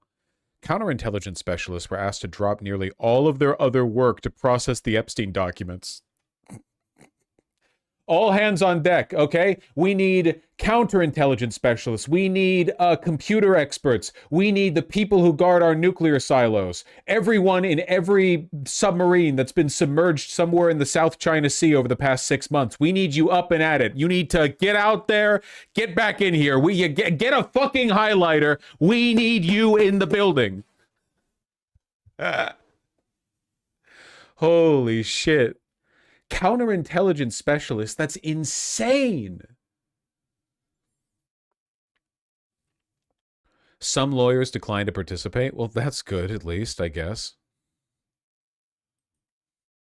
An act of Congress has mandated the Trump admin release troves of Epstein-related documents from grand jury records, FBI files, internal DOJ discussions by Friday, that's tomorrow, after months of the Trump admin promising and not delivering on transparency. Extensive amount of information redacted, the type of lack of transparency the American people may continue to scrutinize. Related article, more photos of Epstein's estate. Cool.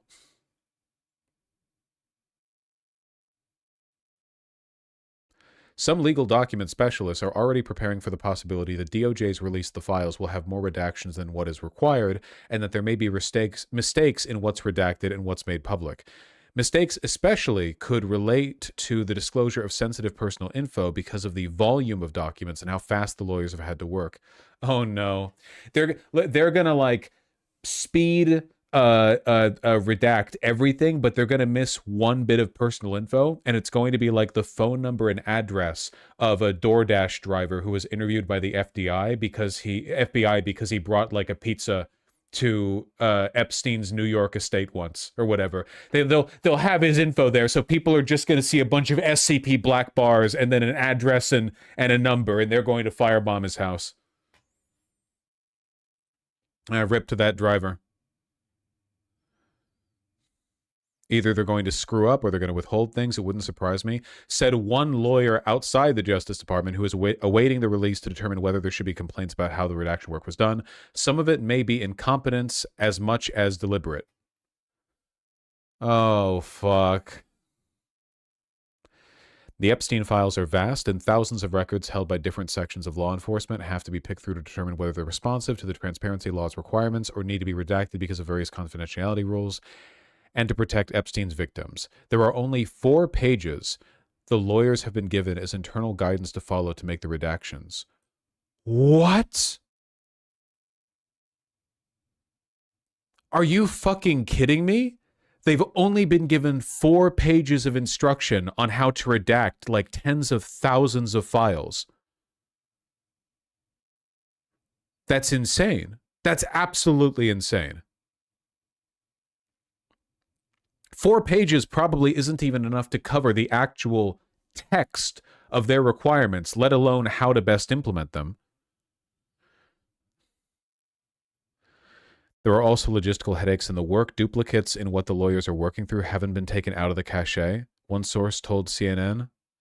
That creates the possibility there may not be consistent redactions across the documents, or that redactions may be done incorrectly at spots. Oh no.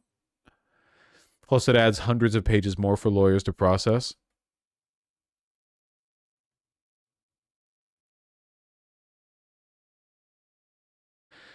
The Justice Department has flubbed redactions in a massive document production already this year. When the National Security Division worked on releasing 60,000 pages relating to the Kennedy assassination, remember that, by the way? That was a nothing burger. Earlier this year, in another drop-everything task with a deadline, it's almost like this administration has no idea what it's doing, and every single time they put something forward, it's not the result of planning, but a desperate effort to capture a headline. Social Security numbers and other private info of more than 400 former congressional staffers and others were mistakenly made public, according to the Washington Post. That fucking sucks. Imagine being like a 22-year-old congressional staffer back when JFK was assassinated, and then as like a, I don't know, fucking 80-year-old man or whatever, your Social Security number gets doxxed by the president releasing the Kennedy assassination files in an effort to distract people from the Epstein files, which then came out later anyway.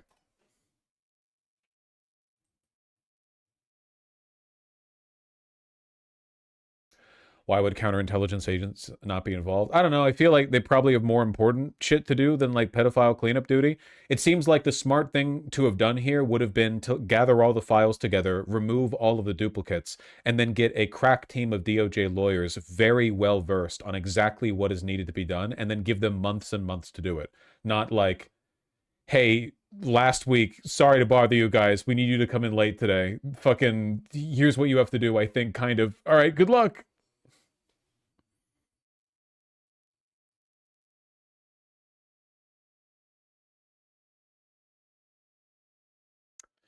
The DOJ's National Security Division inherited the redaction work from the FBI after the law was passed for transparency on the Epstein files. It's surprising to many national security law specialists that that's who's doing the work, given the division's historical emphasis on classified matters and the lack of a nexus between Epstein and national security interests.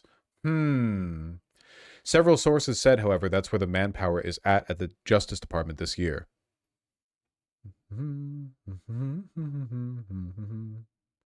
FBI has done similar work in redactions. The national security lawyers aren't among the Justice Department division that classically handles document processing or even sex crimes or conspiracies. Yeah, no shit. They're national security lawyers. A different part of the Justice Department where lawyers handle FOIA requests are more typically tasked to handle document redaction processes, especially before the Trump administration.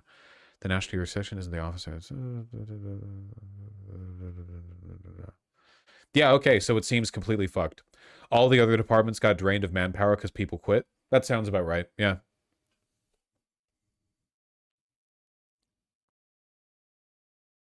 FOIA is so dead. FOIA is dead because right now nobody at the DOJ even knows what they are or how to process them. Can you imagine working at the DOJ and you get a request for transparency? What do you show them? Dog, we're not keeping paperwork over here. We have no fucking idea what's happening.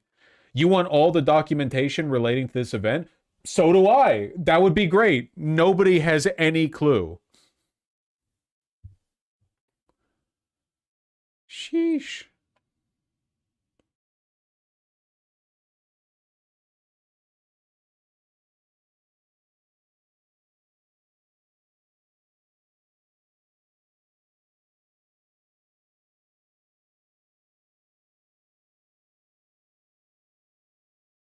Cool.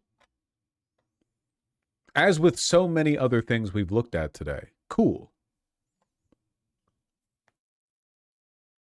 Neat. Yippee.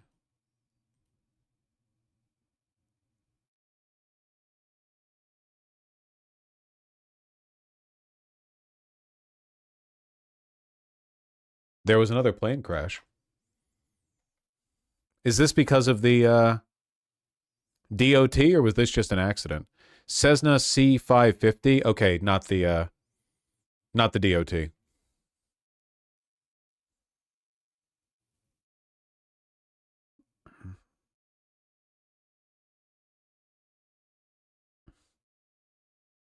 Yeah, NASCAR guy blew up. That's sad. Private jet, I believe. Yeah, Cessna. I don't think Cessnas are really used by commercial airlines. I mean, maybe some are, I guess. I just sort of assumed that if it was a Cessna, it was probably U.S. government sues U.S. Virgin Islands and accuses officials of violating the Second Amendment. What?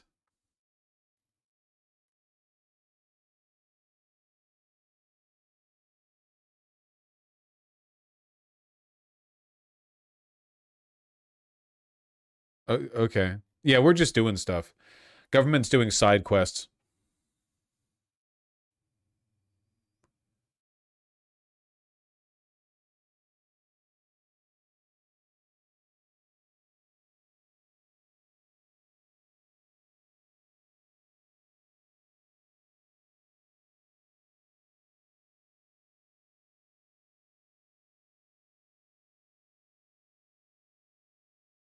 I don't think anything's going to come of this.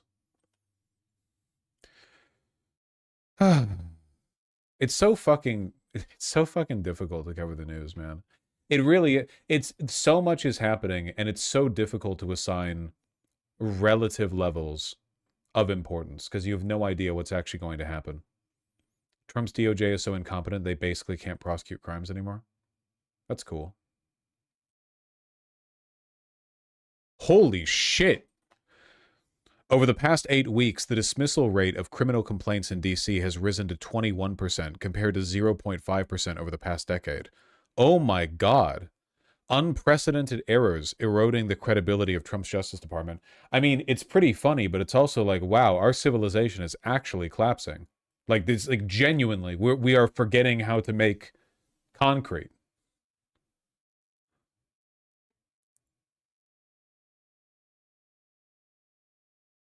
That is insane.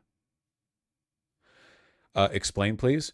The likelihood of a prosecutor's charge being dismissed by the judge has increased by approximately 40 times in this administration relative to the norm.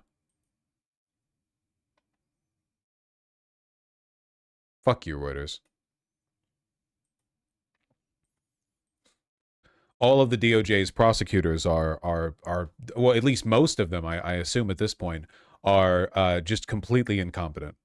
Which we keep seeing over and over and over again in their court cases, but that is an insane dismissal rate.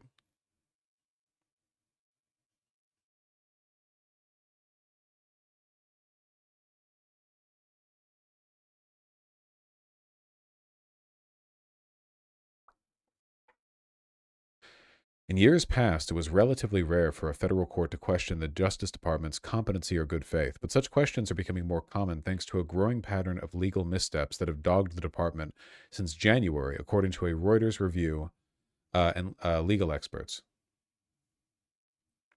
Can this just be they suck at doing the paperwork, not that everything's falling apart? Them sucking at doing the paperwork is the everything is falling apart.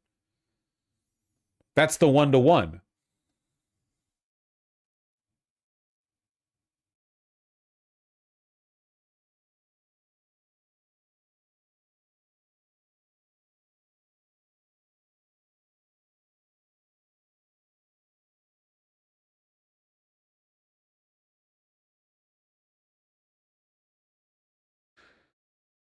You think it's because all the competent people quit? Yes, almost certainly. That's a big part of it. These mistakes are causing department attorneys to lose credibility with federal courts, with some judges quashing subpoenas, threatening criminal contempt, and issuing opinions that raise questions about their conduct. Grand juries have also in some cases started rejecting indictments, a highly unusual event since prosecutors control what evidence gets presented. Comey case getting tossed. Did I even talk about that on stream?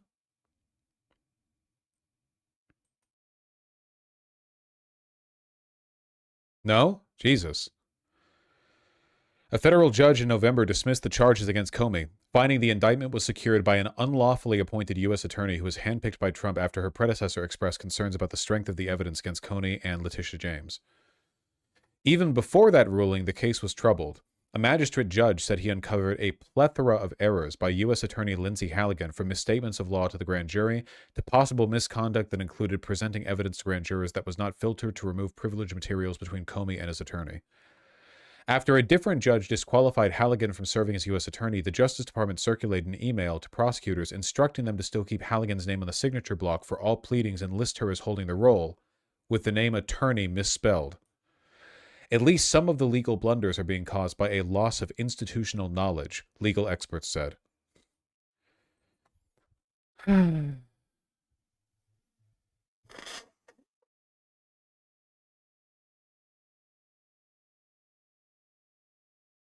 at how many attorneys have... Wait, where'd the image go?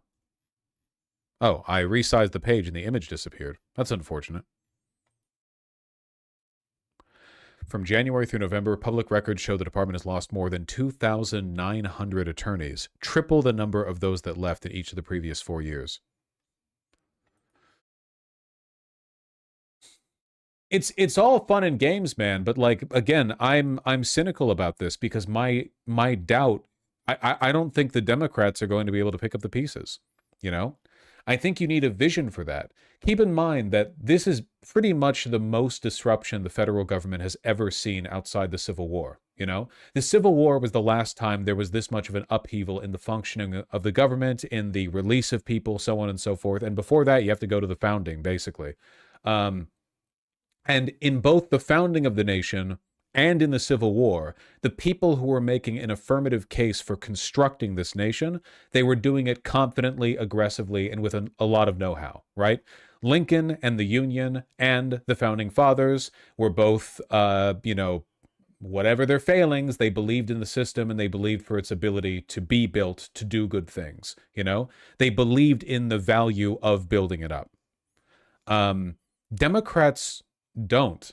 Yeah, Democrats don't really have like a greater project to defer to. They've just been barely holding on. At best, they maintain. I don't know if the Democrats are going to be able to fix this up. I really, really do not. Sure, they might be able to get like some competent lawyers back on. I'm sure they could pick up some of the broken pieces, but there's a lot of long-term institutional damage that's been done here, and I don't know. Do they have the direction? Here's the graph. Yeah, yeesh.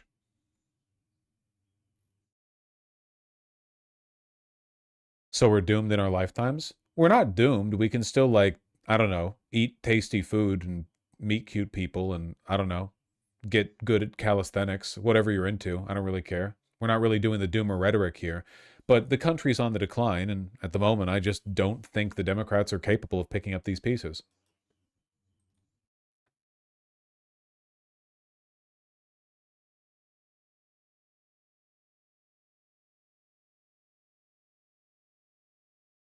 Have we tried making a new country yet? What if we annexed Canada? Maybe that'd fix things.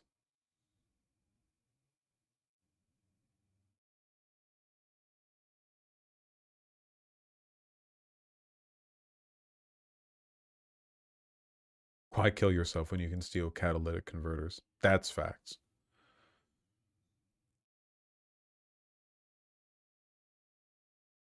To give Chad a more concrete idea, a prominent Democrat, Mark Warner, recently decided to try to push for a housing policy package, which involved describing how dire the housing crisis is. And his big idea was tax credits and nothing for renters. They have no plan. That's fucking grim. Could I find that? Hold on. Mark Warner housing.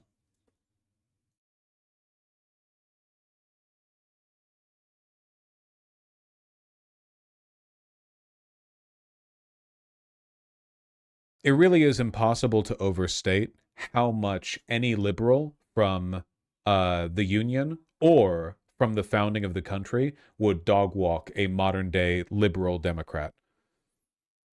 Just just annihilate them, you know, on every level. In legalism, in intellect, in drive, in righteous anger, like on every level. Now, there is something I'm willing to give modern day Dems. Modern day Dems probably do not own slaves. And I don't think that's a minor difference. I think that's a big difference, and I appreciate that. Go Dems. However, on basically every other level,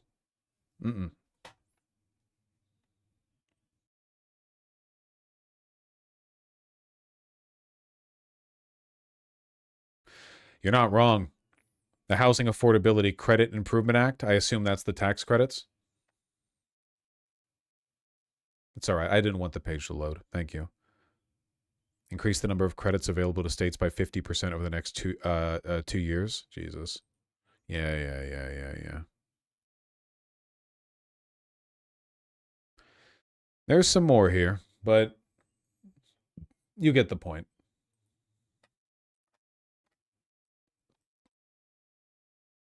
There's more than one. Everything he proposes is basically a tax credit.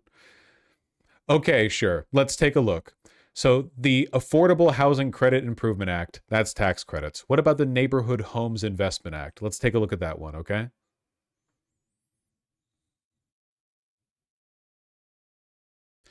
Tax incentives. Okay, so this is also a tax credit. All right, so that's 2 for 2. The Reside Act would help communities convert vacant buildings. Okay, sure. Sounds interesting. Let's take a look. Here we go.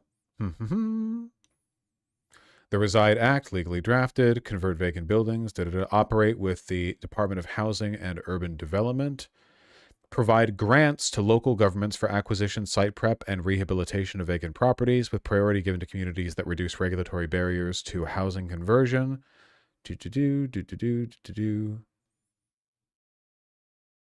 Okay, so this is not a tax credit. This is a grant to local government. Is the New Markets Tax Credit Extension Act about tax credits? Probably. Preserving Rural Housing Investment Act. Support more investment in rural and low-income housing. Why wrote both of those in? Low-income housing is good. Rural housing is a financial black hole. New tax incentive. Okay, that's great. That's great.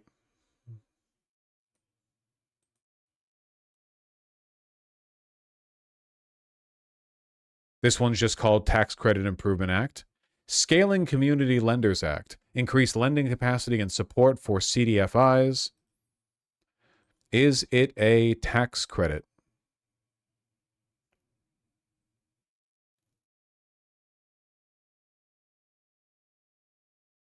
No, it looks like this is loans. Well, that's nice. At least we're mixing it up, huh? Down Payment Toward Equity Act. Uh-oh. How are you gonna subsidize the down payment?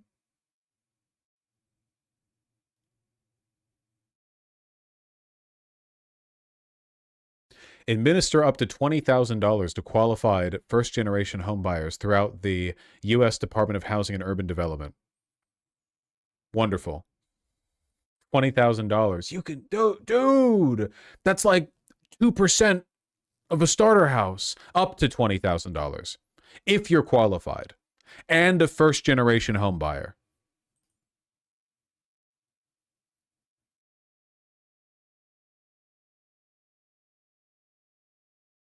Low-Income First-Time Home Buyers Act would offer new homeowners a 20-year mortgage for roughly the same monthly payment as a traditional 30-year loan. Jesus fucking Christ.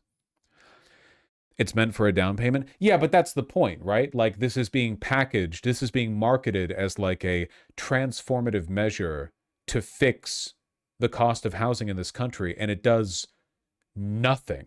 Literally nothing. Like, none of this doesn't challenge the actual functioning of these systems at all.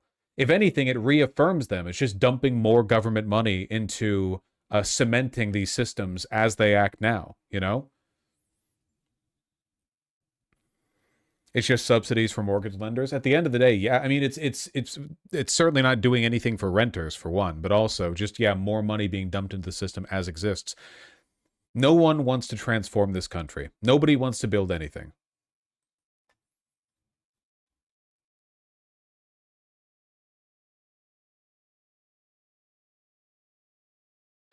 If the government just bought a fuck ton of housing and we bought it from them, that would work so much better than this shit. Well, I mean, that would also just, that wouldn't really fix the problem then, because then you would own the house and you would just be the next landlord of the house that you know what I mean? Now, what the government should do is buy it and then rent it out.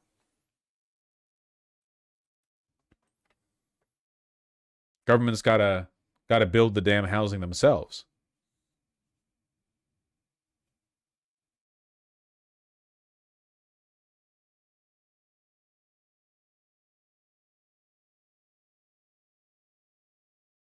I live in an apartment owned by the city. It's great. Nice.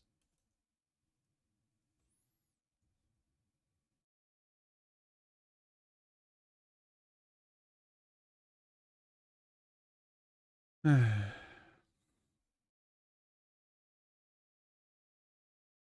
want to rent forever. It's better than owning. Truth nuke. Nobody wants to acknowledge it. The America brain obsession with owning a house is it's so deeply ingrained.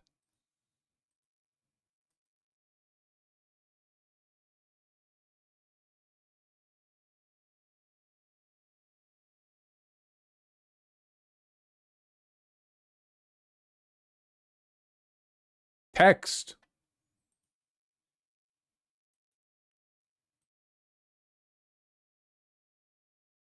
What if I want to own an individual apartment? The government will shoot you. You'll be promptly executed. It's over.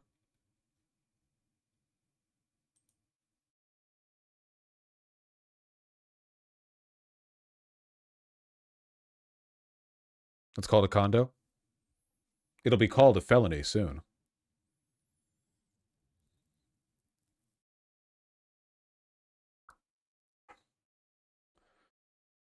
Close this, close that. This depressing shit. Is there any non-depressing shit today? I don't know if there is, man. Genuinely curious about your take on Trump's company going to fusion power. What? What does this even mean? Truth Social parent to merge with nuclear fusion firm in $6 billion deal. I don't know. She's probably just like an investment opportunity, right? Like, I doubt there's much more to this other than money.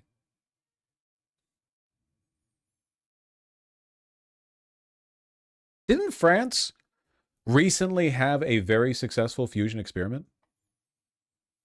Didn't that happen?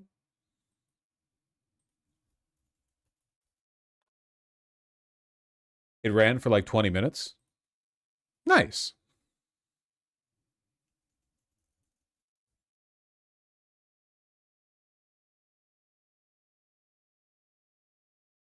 This is from 9 months ago. I thought this happened like a couple of weeks ago.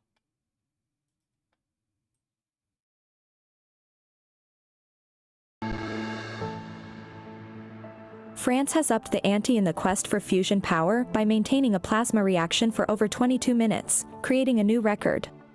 The milestone was reached on February 12th at the Commissariat à l'énergie atomique et aux Energies Alternatives, or Let me find a different source.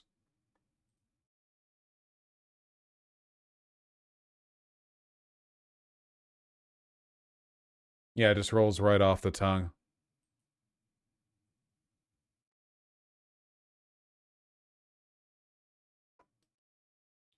Is this AI?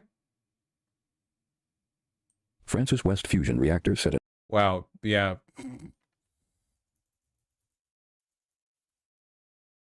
Okay.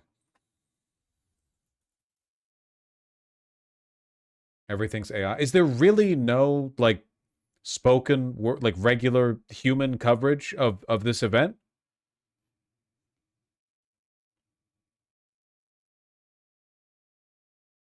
That's crazy.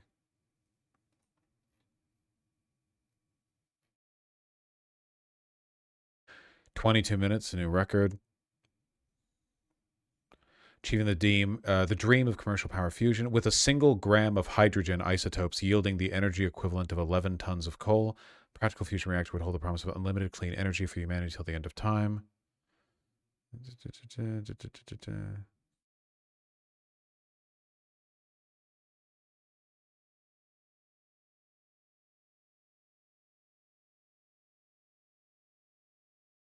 In the latest test, West Tokamak held its reaction for leet seconds. That's crazy.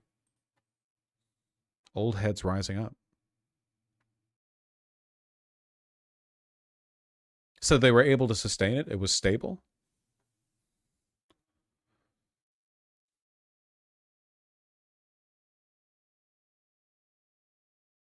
Maintain hydrogen plasma through the injection of 2 megawatts of heating power. Well, how much power did they generate? Well, I guess it's not really about the power generation, right? Because we know how much power it would generate if it was held stable. It's just a matter of getting it to hold stable. Like the problem won't be making sure the fusion reaction will more than break even. It will. It's fusion. The problem is, like, can you get it to a point where it holds itself together? I mean, okay, let's research it, but it's not happening anytime soon. I don't know. Could happen any day. You never know, right? That some crazy new formula they put forward, some wacky shit, and then all of a sudden fusion is now commercially viable. And then everyone working on it gets assassinated by big oil, like that guy from MIT.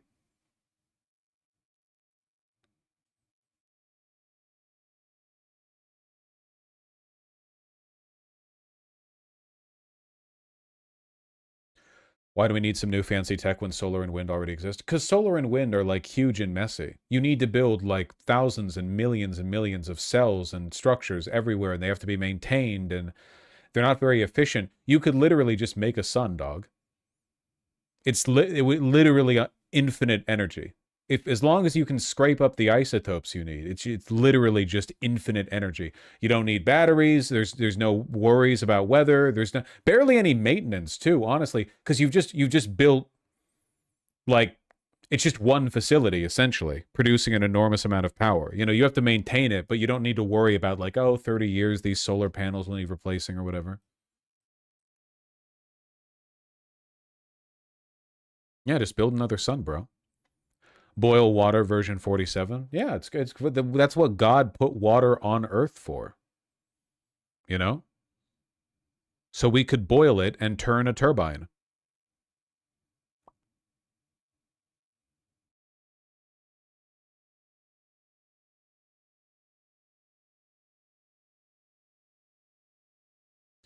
Also, it solves our dwindling helium reserve problem. Well, sure.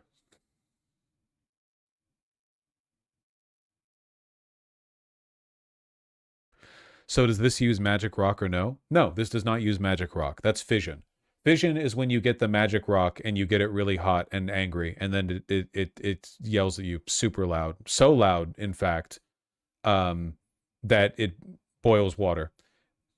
In this case, where you fire a stream of hydrogen isotopes into a chunk of a material, and so hard that you make a new sun. And it also screams, like, really loud. It doesn't leave behind any radioactive material after. You know? The reason fission does is because fission causes the uranium isotopes to break down into radioactive elements. But in this case, it doesn't. You know, you just do fusion, just make it a bunch of energy, you know? What happens if it summons a portal to hell, though? I mean, it might.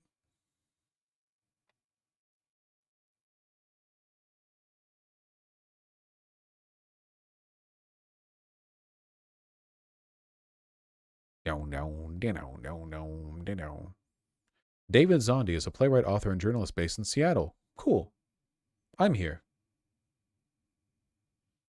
I wish there was more reporting on this.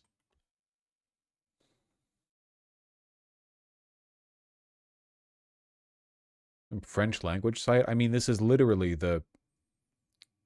theoretically, the most promising form of energy generation possible, right?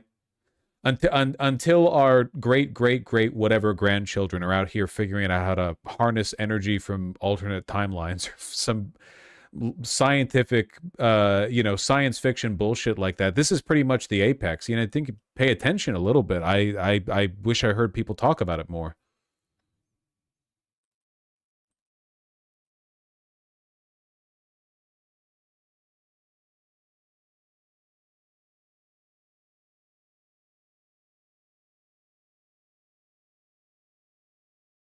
Entire tech tree is boiling water. Yeah. You never know. One day we will find a better thing to boil than water, and once that happens, it's off the fucking races. They're going to invent like a non-compressible gas or whatever that does the job much better, and it's just going to be we're to the moon after that.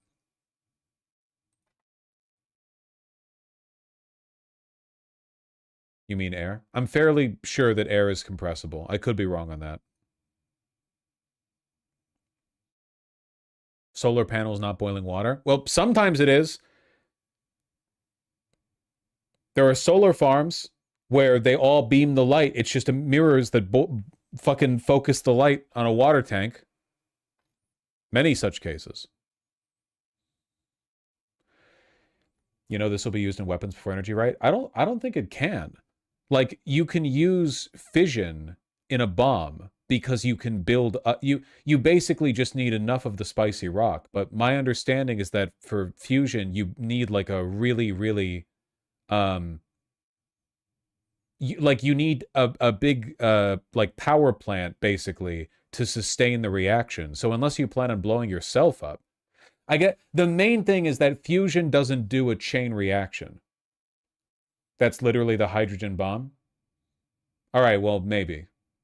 I guess what I should say then, and I will say this with some degree of confidence, this specific way of doing fusion can't really be used as a weapon because you're building a super expensive machine to channel a plasma beam that can't really do anything other than produce energy. Like there's no like chain reaction there. There's no like, oh, we made it go critical. If things ever went critical at a fusion plant, it would just turn off. There's not like an energy source that builds and builds and builds. You just turn it off, So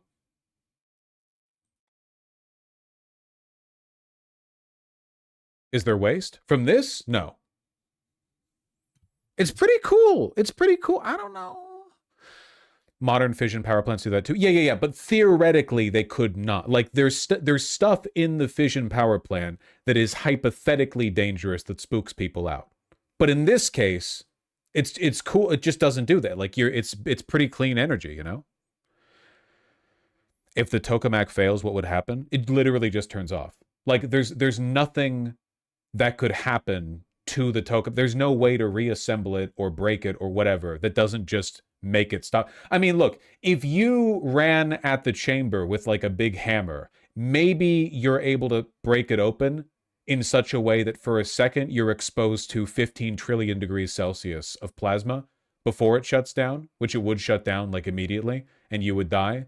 But you shouldn't run at it with a hammer then. And that's the case with any power plant. Like that would be, that's the case with literally any, like a solar panel. Okay, yeah, if you lick the photovoltaic battery cell, then you might die. Like, that's just energy. There's energy there at the energy plant.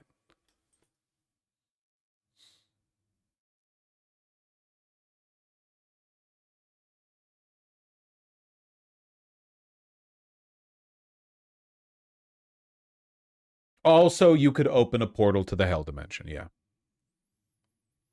For sure.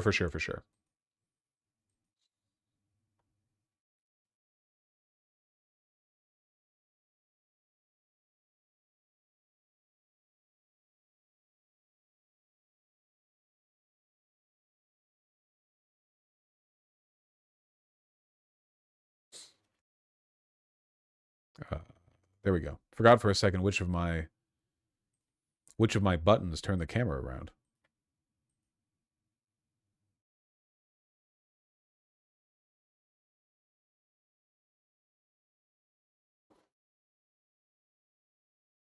This is what 20 years of spent nuclear fuel looks like from a plant. Yeah, it's not really that significant. People do fearmonger over fission way too much. Fusion's still more base, though. They even do it in Steven Universe.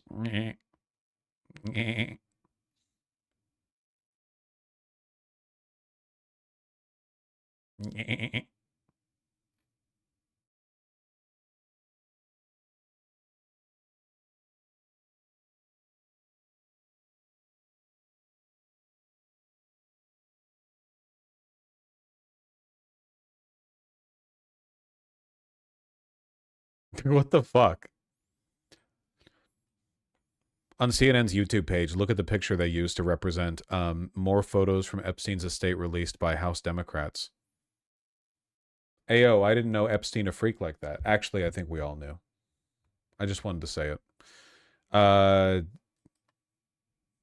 It's pretty funny. Tarantino approved. Tarantino would approve. In the fall, we will host the first ever Patriot Games, an unprecedented 4-day athletic event featuring the greatest high school athletes, one young man and one young woman from each state and territory. But I promise there will. So we're doing the Hunger Games, I guess.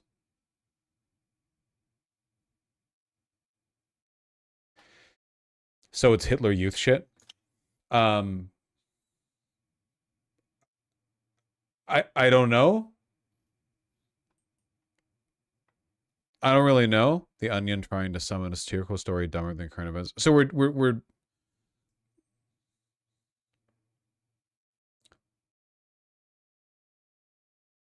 this is fake, right? Why would you assume this is fake?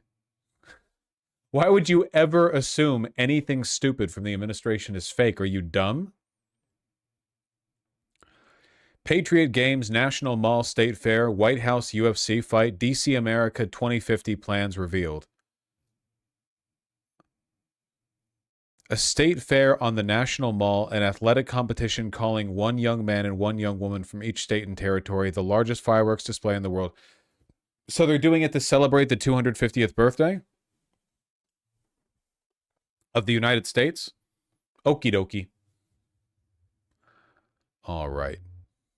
UFC fight at the White House on Flag Day, which is also his birthday.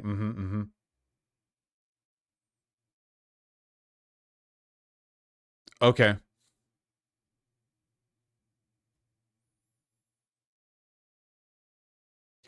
This is the next 3 years. No fascism, just weird contests and spectacles. Well, fascists love stuff like this. It's just, what? I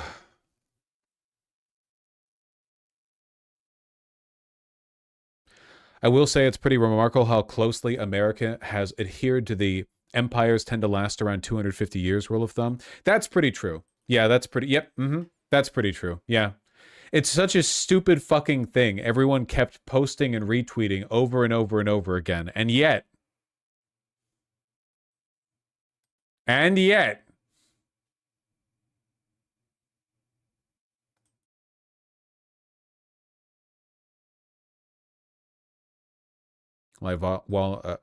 volunteer as Washington's tribute? Maybe. Been getting a little stretchy lately, you know? I've been working out, thank you. This is too much. I'm going to read donos. Tomorrow's Epstein Day. You know, it's on the calendar. Judging from that report we read earlier today, it's going to be a shit show. So I better, you know.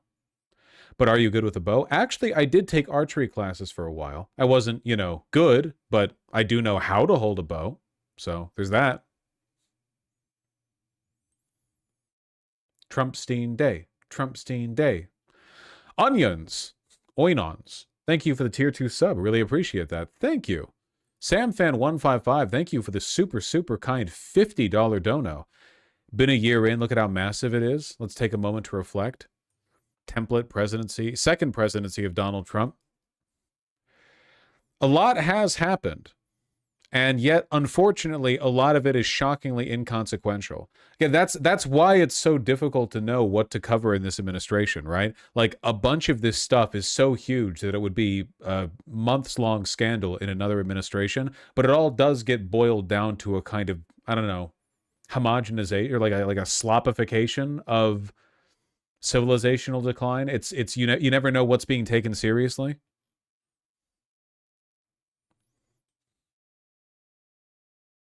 I can't, nuts. I can't. Sex Ed Dropout, thank you for the $5. I'm a school bus driver. Yesterday, I found wire strippings and packaging for an AI camera hub in my bus trash can. I'm so angry. Contacted the union. Jesus, I'm really sorry to hear that. Yeah, fuck that. I'm assuming that you know that it has been installed on the bus and it wasn't just somebody leaving trash in there for some reason. You know, that's pretty awful. I hope the union's able to fight for you. Tane, thank you for the tier 2 sub. Teaching yourself how to TIG weld. Cheers. Nice. You know, when it all falls apart, we're going to need people with practical skills so you can be like the commune's TIG bitch. Very important. Very important. McScoots, thank you for the $10. Globalize the Vashafada from horses to the well-stitched jeans. Vosh, please do more fashion streams. Listen, after I lose enough weight that I can buy more pants. I'm not buying any more pants at a 36, okay? I'm willing to get down to a 34, or to buy at a 34, but I need to bring it down to there, all right? Until then, what's the point? Apes in the Plan, thank you for the super kind tier 3 sub. Wanted to renew before I head off to a meeting to argue why my company doesn't need to spend money on co-pilot licenses. Wish me luck. Good luck. Good luck, my friend. Good luck. I bet the licensing is super expensive for companies too. Like, it's a huge pain in the ass. I hope, and you know that if they license it, they're like, well, we have to, you know, we have to get some use out of what we paid for. Everyone, use Copilot to write your emails for you. You know, any non-Copilot written emails will be considered a waste of the company's investment into Copilot licenses. Ugh.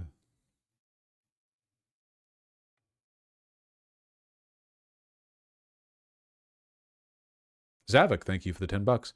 Why can't we just hit them with an Uno reverse card and return tax rates back to before the Economic Recovery Tax Act of 1981? Listen, we could, but no Democrat, not a single one, has the stones necessary to dramatically increase taxes on the wealthy, you know? They just don't. It would be genuinely difficult to do as well. It would not be as simple as just passing the law. Even if you had like a majority in the House and the Senate and you could get the entire party on board with it, you know, there would be massive political consequences. Global capital would align against you, right? Every news organization, all of which are owned by billionaires, all these social media platforms owned by billionaires, text, print, radio, all of them would be paid to run ads non-stop attacking you and your insane taxation policy. You would need, I really mean this, you would need the next FDR. You would need a borderline authoritarian. And FDR was a borderline authoritarian. You would need a public mandate that does not exist right now, or like an actual, honest-to-God, strong-armed, you know, authoritarian leader who could just wrangle the country and force it to be better. And that is not the Democrats right now. Shikigami-chan, thanks the $2. The Dems are a sinking ship. Sure, but not as much as the Republicans are. They're both kind of competing in the mid-offs right now. Pale Magpie, thank you for the £5. I don't think AI in games should be used for NPC behavior either. Unless, by AI, do you mean like the old definition of AI? You don't mean generative AI. You mean like just regular programming? I'm okay with regular programming. B, thank you for the $10. Have you checked out PewDiePie's AI build video? Worth checking out? I don't know what it is. You know, what is worth checking out there? You know? Arjun Casey, thank you for the very kind $20. I'd honestly recommend a Mac, a console, and a capture card for you, or for anyone who wants to stream games. If you're not switching to Linux, Windows is so bad. I do kind of miss Mac computers, yeah. I mean, they're overpriced and not very modular, honestly. But in terms of functionality, they're you know, pretty unparalleled. But I wouldn't want to deal with all the compatibility issues. I'd probably go to Linux before I went to Mac. TG Violet, thank you for the $10. Paying my dues. Love the yellow sweater, by the way. Oh, thank you. I wish I got it one size smaller. Unfortunately, it's a bit too big for me. But I do quite like it. I love the pale yellow, you know? I think it works really well with many of the colors that I like. Still alive, thank you for the $5. Just wondering what you say to people in your personal life expressing why they like AI. Do you let it go or give them your opinions on it? I'm gonna be real with you, still alive. Not a single person in my life likes AI. Every friend, every family member, even friends of friends, every single one of them, with no exceptions, despises AI. Now, what this means, unfortunately, is that I can't really help you because I've never had that conversation. I don't really know. I guess it would depend on where they came at it from. If they were pro AI because they're I don't know, just kind of like ignorant of the broader discourse and they think it's cool, like for them it's basically just a cooler search engine you can talk to, I wouldn't really pick a fight with them over that, because I don't know, if one of my parents, they're not, but if one of my parents was like pro AI because they think it's cool they can talk to ChatGPT and they were just like using it like a search engine, I would probably just go, I think it's bad for a lot of things and I think people are abusing it, you know, I'm never going to use it, but whatever. If they were actually advocating for its use, though, I would probably have to argue with them. I don't really know how to argue that point, though. A lot of my language, very rightfully, I might say, very correctly, I might say, I think is very borderline like evangelical when it comes to this, because I do think the dispiriting of humanity is a real problem. It's the kind of rhetoric that you normally only hear from people who are insane or religious, but I think that unfortunately, you know, we there is a consequence to the hyper-rationalization of human behavior, you know? If you let the liberals and the technocrats handle everything, it all becomes about efficiency. I mean, the hyper-rationalization of society is one of the reasons why everything is now defined by the metric of efficiency. It's why everyone's in a car. It's why, you know, people unironically say shit like, what's the point of paying a lot of money for a handmade art piece from a local artisan rather than just going on Temu and getting essentially the same item for a tenth of the cost?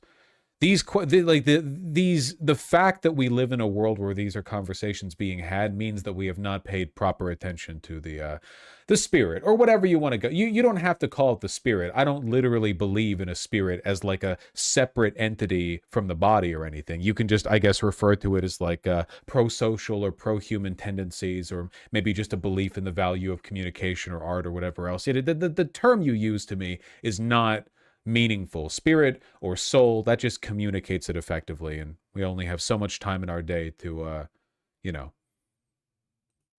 to express ourselves.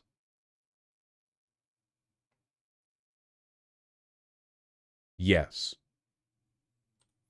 All right, folks. Well, I'll see you guys tomorrow. Happy almost Trumpstein Day. We're getting there. Everyone take care. Make sure to do your stretches, you know, very, very important. And you need to, because I've been doing regular stretches and I'm getting very flexible. So pretty soon I'm going to mog the fuck out of you guys. I'm going to stand up. I'm going to stand over there. You guys are going to see my dumpy, doughy, sort of, you know, my plump form. And you're going to go, there's no way this guy shows me up. Then I'm going to fold over at the waist like a goddamn switchblade, you know? I'm not even going to be sucking my own. I'm going to be eating my own ass. And you're going to be like, damn, I just got fucking mugged by this guy. I feel really bad. And then a lot of you are going to, you know, take your own lives. And basically what I'm saying is, for your health, you need to stretch now. Right now. Get back to me when you can do a split. Well, it's one of the things that I'm practicing for, but I have a feeling I'm quite a ways away. Quite a ways away. All right, folks. Everyone take care. I'll see you tomorrow on this fine, fine Trumpstein day. And no, Kowalski, I'm afraid that's your victory to claim. Believe in yourself.